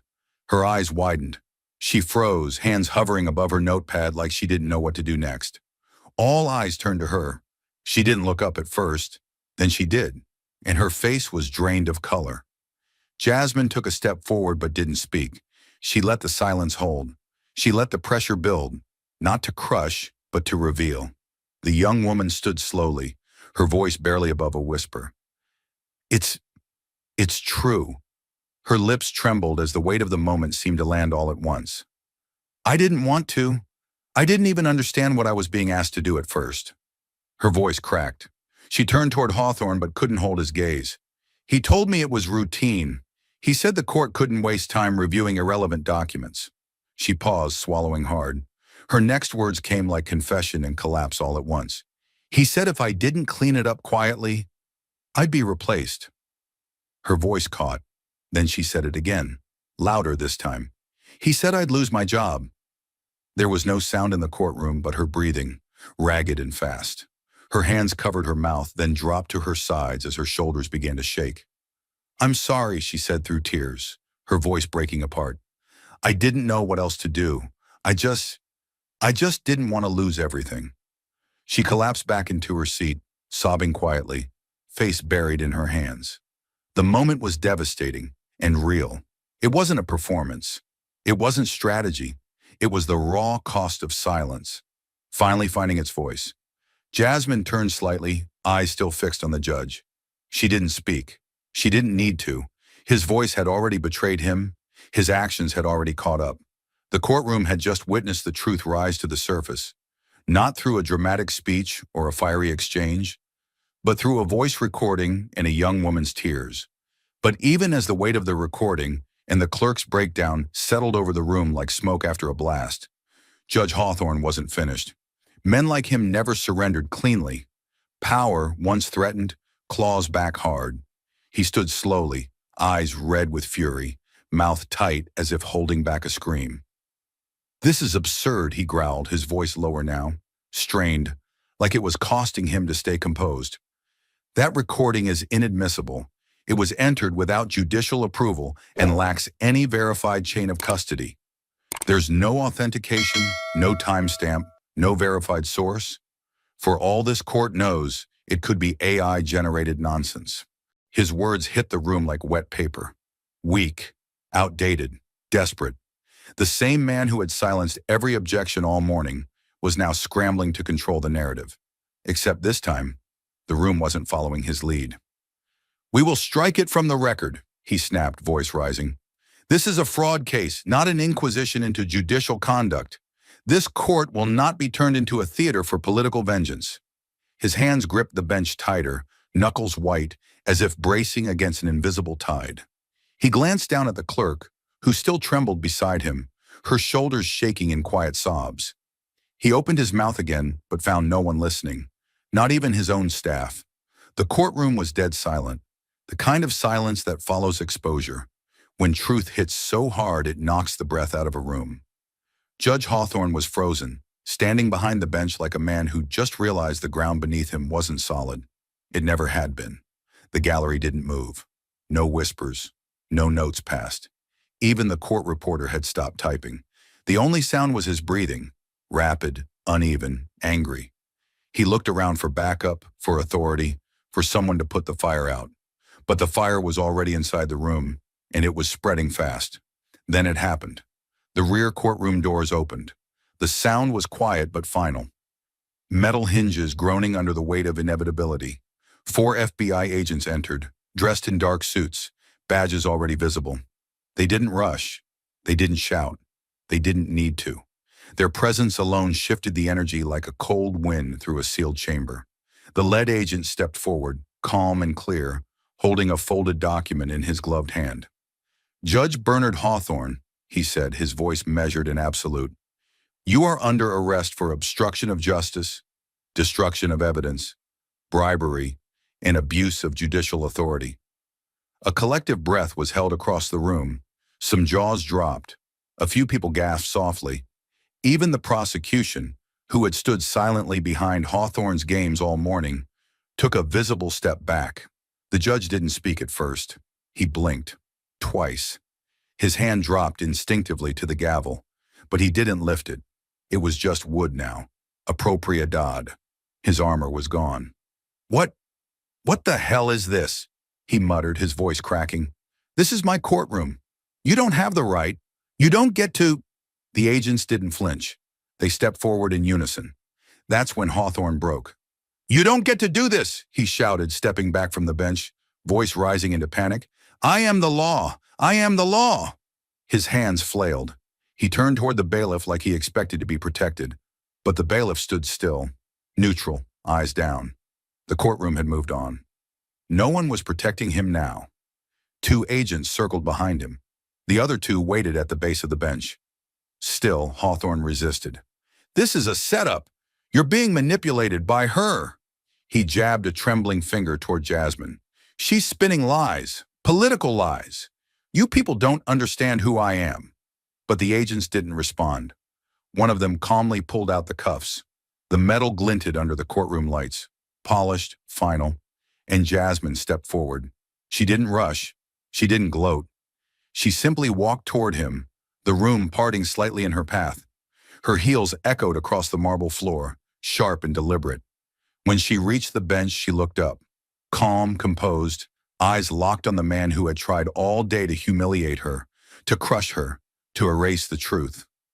Now he stood above her, cornered, disheveled, eyes wild. "You're not the law," she said quietly, but her words carried more weight than his shouting ever had. "You were given the privilege to serve it, and you betrayed that." Hawthorne tried to respond, but nothing came out. No arguments, no rulings, just silence. He jerked slightly as the agents cuffed his wrist behind his back. The sound of the cuffs closing echoed louder than any gavel ever had. His robe, once pristine and commanding, now hung awkwardly around his shoulders like a costume from a play that was over. As he was led down the steps, the courtroom turned to watch. Some looked stunned, others looked relieved, but no one spoke. The man who once controlled every breath in this room was now just another criminal, escorted past the very people he used to silence. And Jasmine, still standing, still composed, watched him go, her expression unreadable, but her presence unmistakable. For the first time all day, justice wasn't just being talked about, it was being carried out. As the echo of Hawthorne's removal faded down the corridor, the courtroom seemed to hold its breath, still stunned by what it had just witnessed. No one sat back down. No one dared to speak above a whisper. It was as if the entire room had been shaken awake from a long, uncomfortable dream. For the first time all morning, the air felt lighter, not because the fight was over, but because justice had finally, tangibly, shifted back into focus. From the side door near the bench, a secondary judge, neutral, quiet, unknown to most in the room, stepped forward. His voice was steady, untouched by ego or theatrics. He reviewed the evidence Jasmine had placed into the record, asked no questions, needed no explanations. It was all there. The misused authority, the tampered case file, the money trail, the abuse. When he spoke, it was quick and unequivocal. "All charges against Eleanor Briggs," he said, "are hereby dismissed with prejudice." Gasps whispered through the room. It was more than a legal victory. It was a declaration. This never should have happened. The weight of weeks, months of fear, shame, and injustice lifted from Eleanor's shoulders in an instant. But the impact didn't stop at her. The files Hawthorne had sealed were now under federal review. His rulings, once considered final, were being reopened, one by one. Internal investigators from the DOJ had already arrived on site. Names were being whispered across clerks' desks. Other judges, other chambers. The rot wasn't isolated. Jasmine had pulled one thread, and the seams of an entire network were beginning to unravel. What began as a single case had triggered something far bigger. A reckoning. Still in the eye of it all, Jasmine remained quiet. She didn't look relieved. She didn't pump a fist or let her shoulders drop in exhaustion. Instead, she began packing her documents with the same calm precision she'd maintained from the start. Every file slid neatly back into place.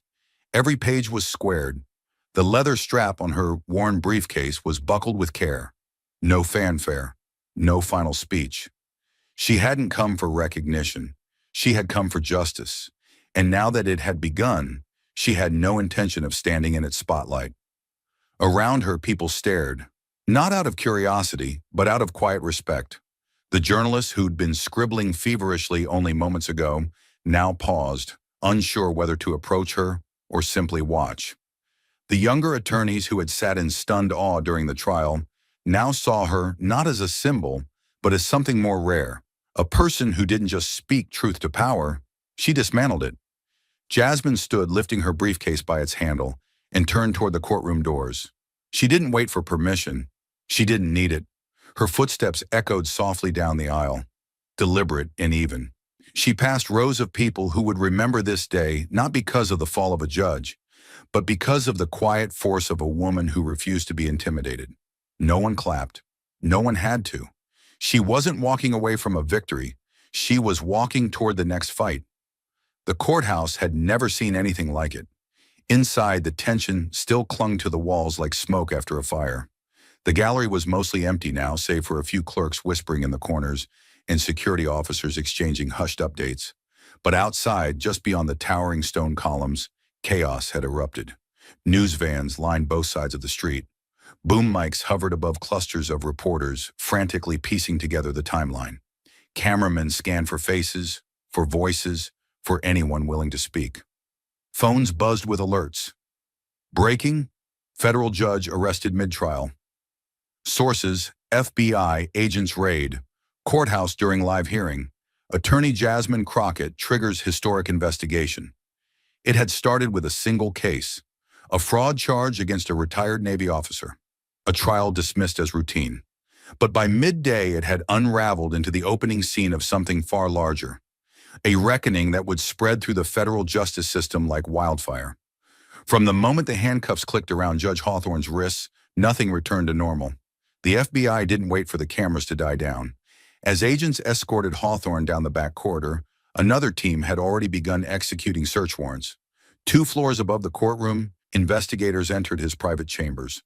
Drawers were opened, filing cabinets unlocked, hard drives unplugged, and beneath the official decor, beneath the framed diplomas and bound federal codes, they found the things no judge was ever supposed to keep: sealed case files with no docket numbers, handwritten memos referencing favorable outcomes, financial ledgers from third-party consulting groups tied to known political donors. It wasn't just improper, it was deliberate. By the time the sun dipped behind the Capitol dome, Internal Affairs had flagged over 40 of Hawthorne's rulings for expedited review. Cases involving whistleblowers, veterans, nonprofits, religious charities, small businesses, even lower court judges who had quietly ruled in ways he didn't like. Patterns began to emerge: suppressed evidence, convenient delays, defendants with frozen accounts and no opportunity to appeal. The deeper they looked, the more twisted it became. But Hawthorne didn't operate alone. He couldn't have. And that's what terrified the system most. The DOJ's Internal Oversight Division, already alerted by Jasmine's original submission weeks earlier, kicked into high gear. Within hours, 3 other judges in neighboring districts were flagged. Names that had quietly overlapped with Hawthorne's court calendar. Travel records that placed them at the same private retreat. Shared donations to obscure legal foundations that now looked less like charity and more like cover. At 3:42 p.m., a sealed memo was delivered to the U.S. Attorney General's office. By 4:10 p.m., the directive was official: a full-scale review of judicial ethics violations linked to the district's Eastern Circuit. By sunset, federal marshals were en route to 4 other courthouses across the state, armed with warrants, subpoenas, and long, quiet lists of names. And while this unfolded behind government walls, the public was beginning to see the tremors. On cable news, pundits shouted over one another, trying to claim the narrative. Was this political? Was it targeted? Was it overdue? Some called Jasmine a hero. Others accused her of grandstanding. But those closest to the law, career prosecutors, court officials, retired judges, weren't arguing. They were quiet, focused, watching the footage from courtroom 11B like it was a diagnostic tool, rewinding Jasmine's presentation again and again. She hadn't just exposed a man, she'd exposed a mechanism. That same evening, the Office of Judicial Conduct received nearly 200 public complaints, half from past litigants, half from legal professionals who, until now, had been too afraid to speak.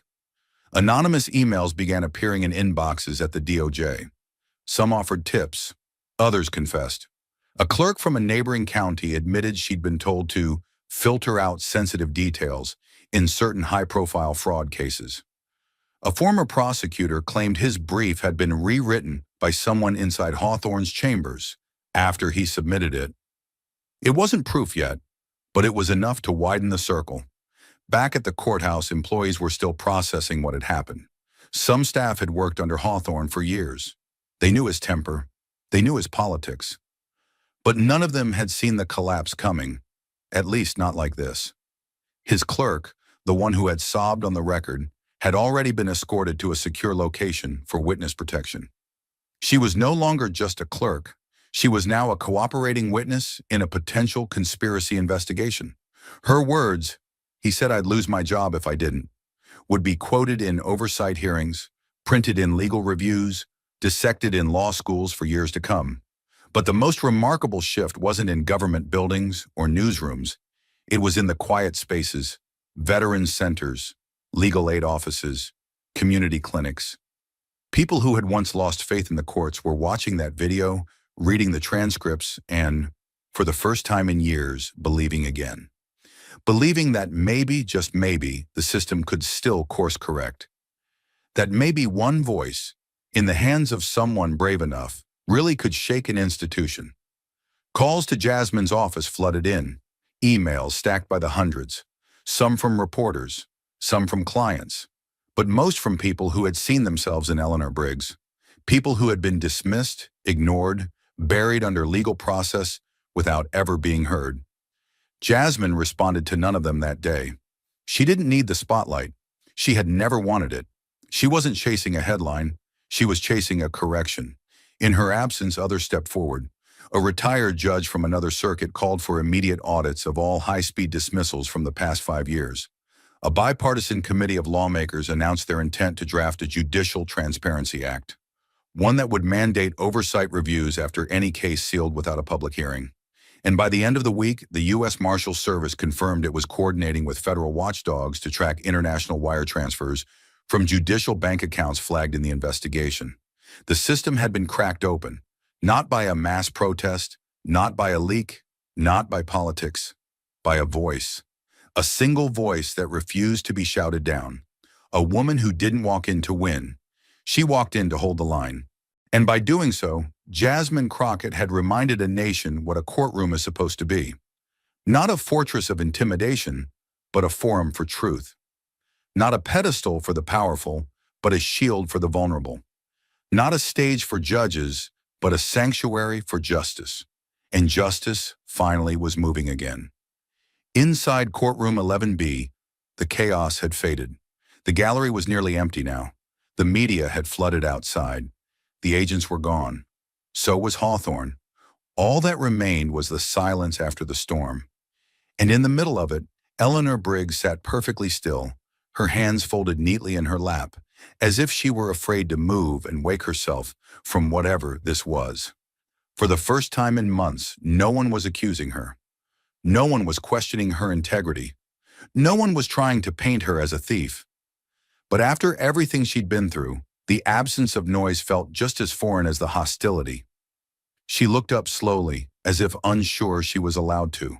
Her attorney, Jasmine, was gone, having slipped away like a shadow at dusk. Around Eleanor, clerks were quietly collecting paperwork. The substitute judge was reviewing signatures. The prosecutor, who had sat smug and silent for most of the trial, was now nowhere to be seen. The voice came gently from a young court officer standing nearby. "Ma'am," he said softly, "you're free to go." Eleanor blinked. "I am?" He nodded. "The case is dismissed. All charges. Permanently." Her voice cracked before she could even find the words. "Just like that?"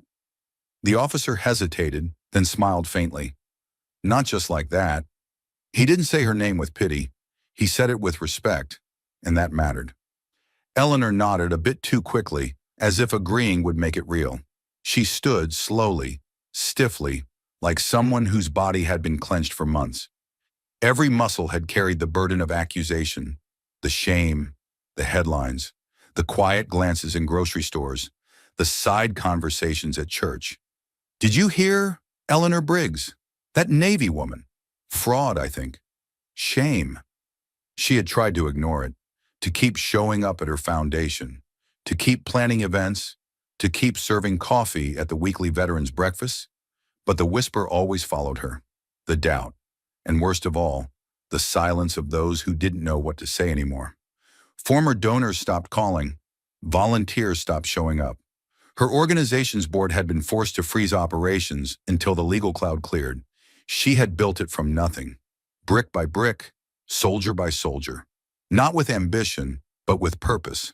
And in a matter of weeks, it had all been undone by a single accusation, filed by a stranger and amplified by a system that never stopped to ask whether it was real. Until today.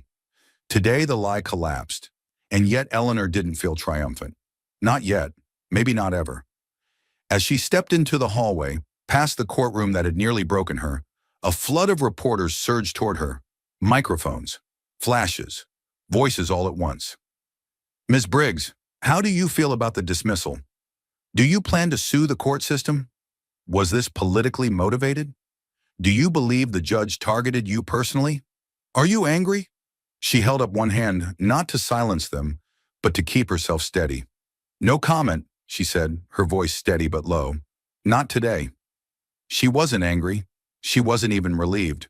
What she felt was something quieter, heavier, like walking out of a burning house only to realize your photographs were gone. Your history, your trust, your peace, all charred.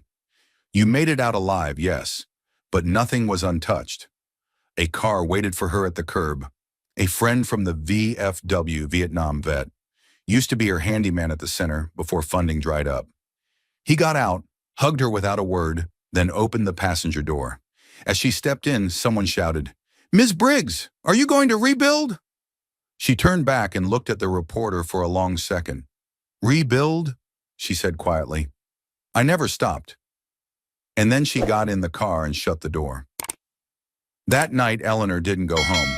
She asked to be driven to the Valor Homefront office, a modest brick and steel building that sat 3 blocks off the freeway, tucked between a closed-down print shop and a Salvation Army drop point. The parking lot was empty, lights off. The windows still had posters from last fall's Welcome Home event, faded, curling at the edges. She unlocked the front door with a key that hadn't left her keychain, even when the board had temporarily suspended operations. Inside, the air smelled of dust, coffee grounds, and something older, like pages that had waited too long to be read. She didn't turn on the main lights, just the little lamp on her desk. The glow cast a soft circle over the cluttered space. Photos of volunteers, a plaque from a Marine Corps chapter, a framed letter from a soldier who wrote, "Your center saved my life." Eleanor sat down in the same chair where she had received the call that started it all. A voice telling her she was under investigation, that a donor had raised concerns, that the court had questions about her books, that she should retain counsel immediately. It was the moment she stopped sleeping. Now she reached for the drawer she hadn't opened since that day. Inside were the ledgers she'd printed herself, the donation receipts, the hand-signed thank you letters she used to send every week. She thumbed through them slowly, not to prove anything, but to remember that they were real, that she was real. Her hands paused on one envelope. It was addressed to a man named Ray. He'd served 2 tours in Afghanistan, lived in a shelter for almost 6 months before Valor Homefront found him, cleaned him up, helped him find work. He'd meant to testify in her defense, but when Hawthorne saw his name on the witness list, he ruled his statement inadmissible, citing a lack of relevance. Ray died of a heart attack 2 weeks later. She hadn't been allowed to mention that in court. Now she opened the envelope and read his words again. The closing line said, "You didn't just give me a roof, you gave me my dignity back." She folded the letter slowly, then she picked up her phone. The board would be meeting next week. She would be there, no longer silent, no longer shamed. She didn't know if the donations would return. She didn't know if the community would forgive the way they looked at her. But she knew this much. She wasn't finished, not by a long shot. By morning, her name was already trending. Not as a suspect, not as a headline about scandal, but as a survivor. Not the loud kind, not the kind that made speeches or wrote books, but the kind that walked through hell and came out the other side without asking for applause.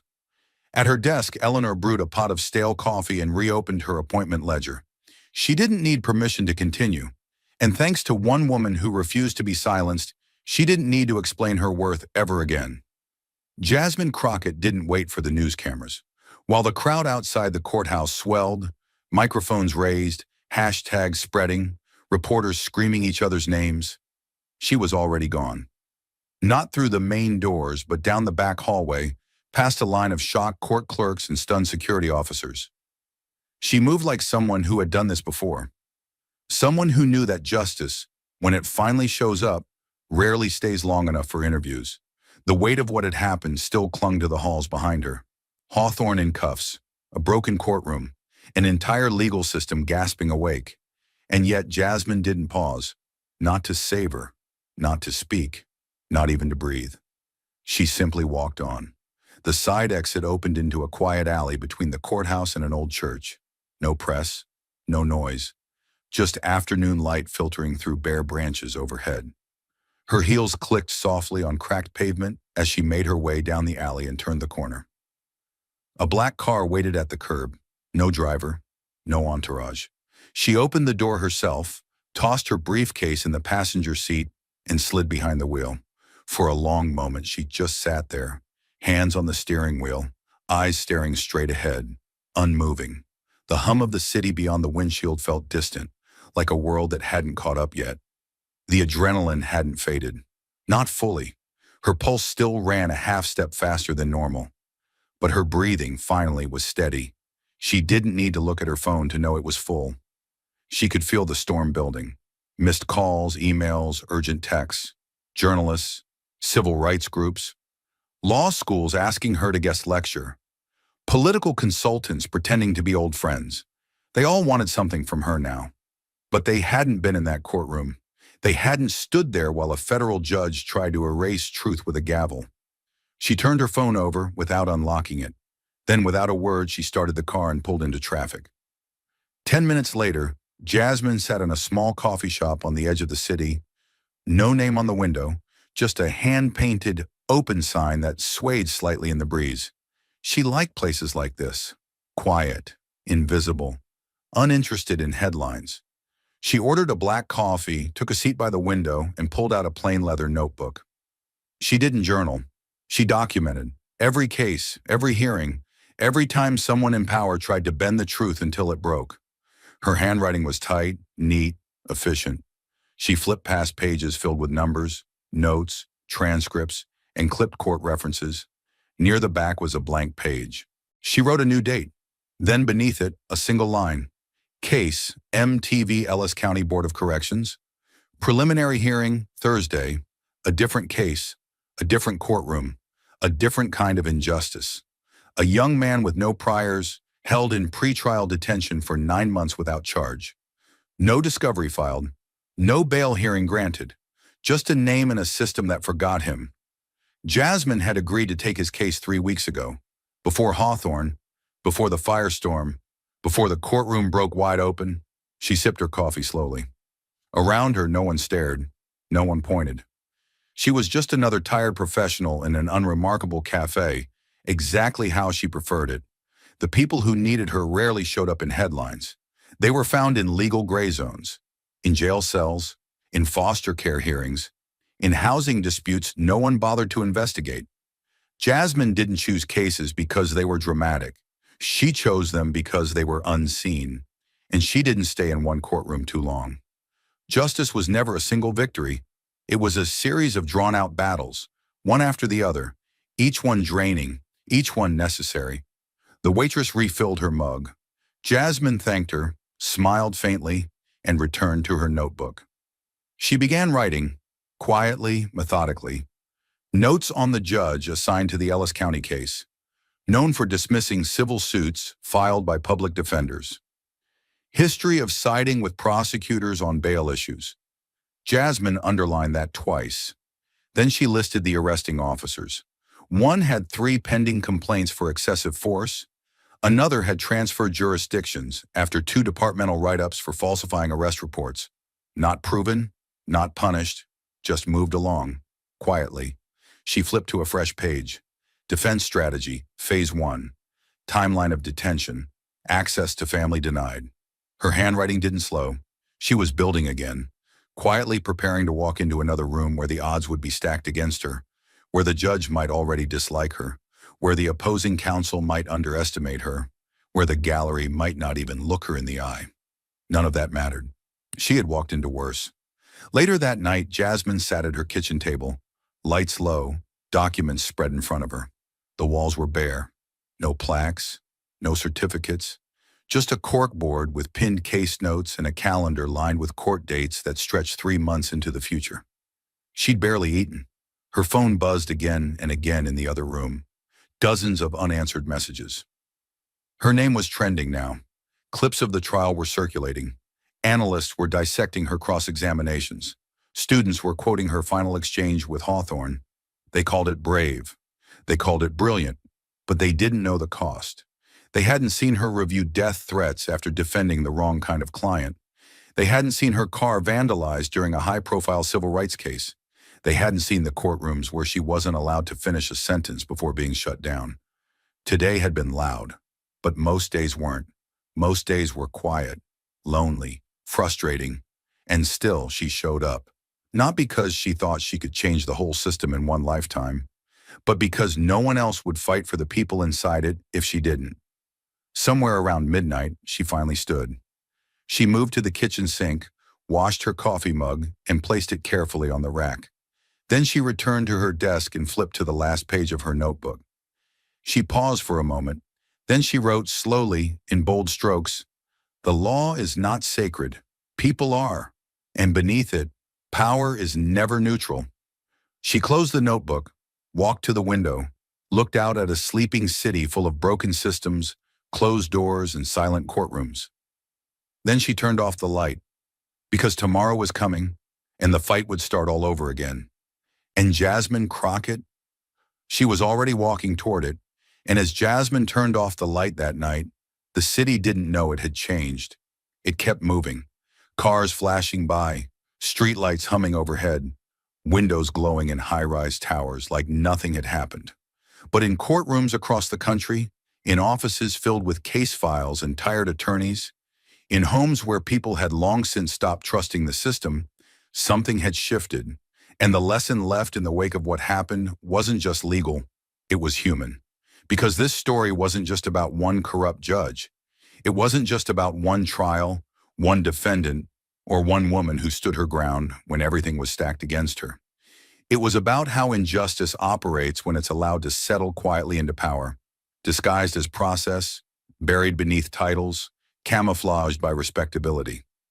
Bernard Hawthorne didn't scream his corruption. He whispered it behind closed doors. He didn't burn the law. He bent it. And in doing so, he revealed a far more dangerous truth, that injustice doesn't always look like chaos. Sometimes it wears a robe and demands silence. That's what Jasmine Crockett faced. And that's what she refused to accept. The lesson she left behind wasn't written into any verdict or official report. It was written into how she stood, how she spoke, and how she refused to be moved, even when she was being dismissed, disrespected, and directly threatened. Because the law, as it is written, is only as strong as the people willing to uphold it when no one is watching, and to defend it when someone powerful is trying to twist it for their own gain. In that courtroom, Jasmine was outnumbered. She didn't have the gavel. She didn't have the bench. She didn't even have the room. But what she did have was something far harder to shake, a clear conscience, evidence the system tried to erase, and the kind of moral clarity that doesn't beg for approval. It demands accountability.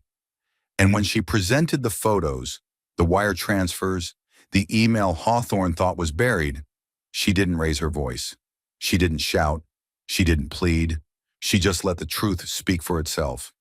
Because sometimes the most powerful thing you can do in the face of corruption isn't to outshout it, it's to outlast it. And then there was Eleanor. Her story is the kind we rarely hear about unless something breaks wide open. A decorated veteran, a woman who gave decades of her life to service, only to be betrayed by the very system she once swore to uphold. Accused without proof, dragged through the mud, used as a pawn in a courtroom she didn't even understand had been rigged against her. But Eleanor didn't give in. She didn't stop showing up. She didn't stop believing that someone, somewhere, might finally hear her. And when Jasmine did, it wasn't just her defense that was restored. It was her dignity. Because true justice isn't just about proving someone innocent. It's about restoring the truth to people who were told their truth didn't matter. And what's most haunting is how easily her case could have gone the other way. Had Jasmine not taken the case, had the clerk not broken down, had one piece of audio not survived deletion, Eleanor would have been another name on a file stamped guilty, stripped of everything she'd built, left to live out her days as a cautionary tale no one looked too deeply into. And that's the real danger. Not that injustice happens, but that it happens quietly. That the people with the most to lose have the fewest people willing to fight for them. that those in power are often protected by how intimidating their titles sound, and that good people suffer in silence because the system is designed to make them feel like speaking up is useless. But it isn't. That's the lesson. Because when Jasmine stood up that day, alone, outmatched, and utterly unafraid, she showed us something bigger than law books and court transcripts. She showed us that power isn't what you wear. It's what you're willing to risk. That courage doesn't need an audience. It just needs a reason. And that even when the system is broken, it only takes one person, armed with the truth and unwilling to back down, to start fixing it. Her story isn't about heroism in the cinematic sense. She didn't save the world. She didn't change the law overnight. What she did was more radical. She reminded everyone watching that justice still can work, but only if someone fights for it. The final image of that day wasn't the courtroom exploding in applause. It wasn't confetti. It wasn't celebration. It was Jasmine packing her briefcase, buttoning her coat, and walking out of the courtroom like she always does, quietly without looking back, already thinking about the next fight. Because that's what justice looks like in the real world. Not loud, not clean, not perfect, but possible. And that's the message we're left with. That injustice doesn't fall because of pressure alone.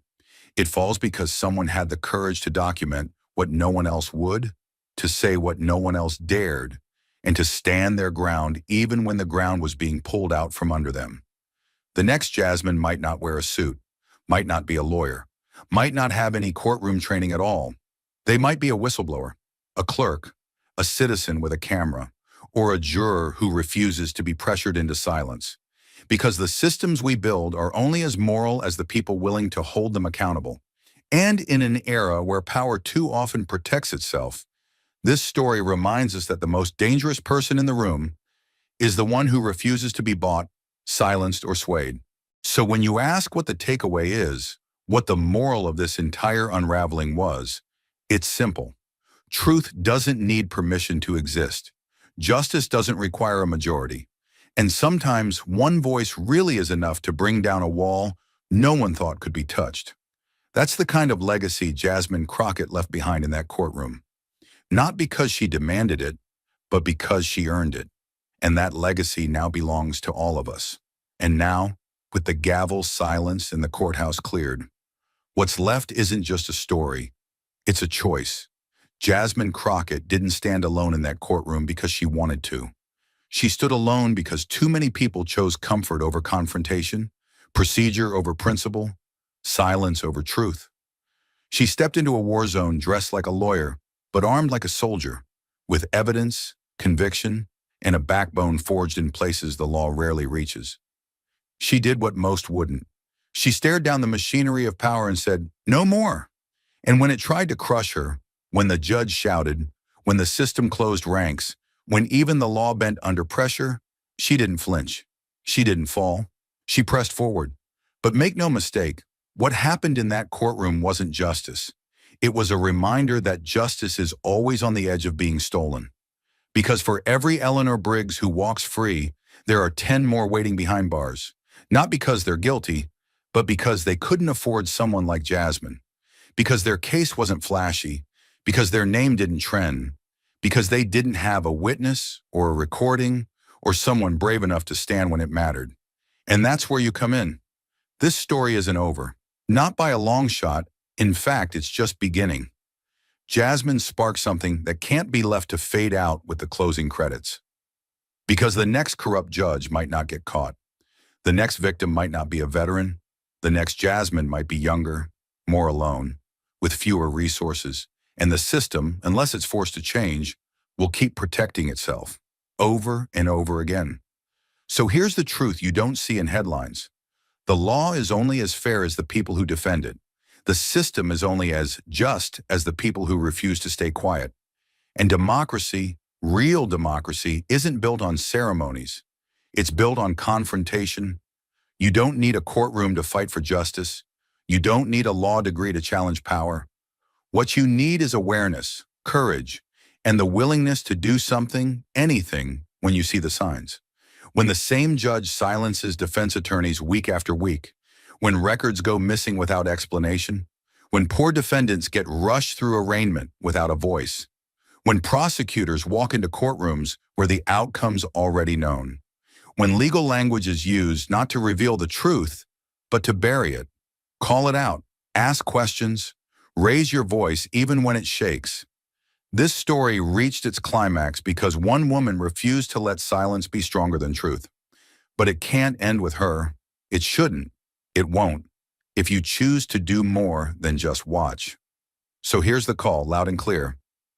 If you're a lawyer, be the one who digs where others won't. If you're a judge, remember that your robe is not armor, it's responsibility. If you're a clerk, don't let fear stop you from doing what's right. If you're a citizen, pay attention to who's behind the bench, not just who's in the defendant's chair. And if you've ever thought, that's not my fight, understand this. Injustice doesn't need your permission to spread. It only needs your silence. Thank you for watching until this moment and for standing with us on this journey for justice. Your support means everything. Like subscribe and turn on notifications so you never miss what's next. And we'd love to hear your thoughts. Leave a comment below and let us know what moved you most in this story. Together, our voices make a difference.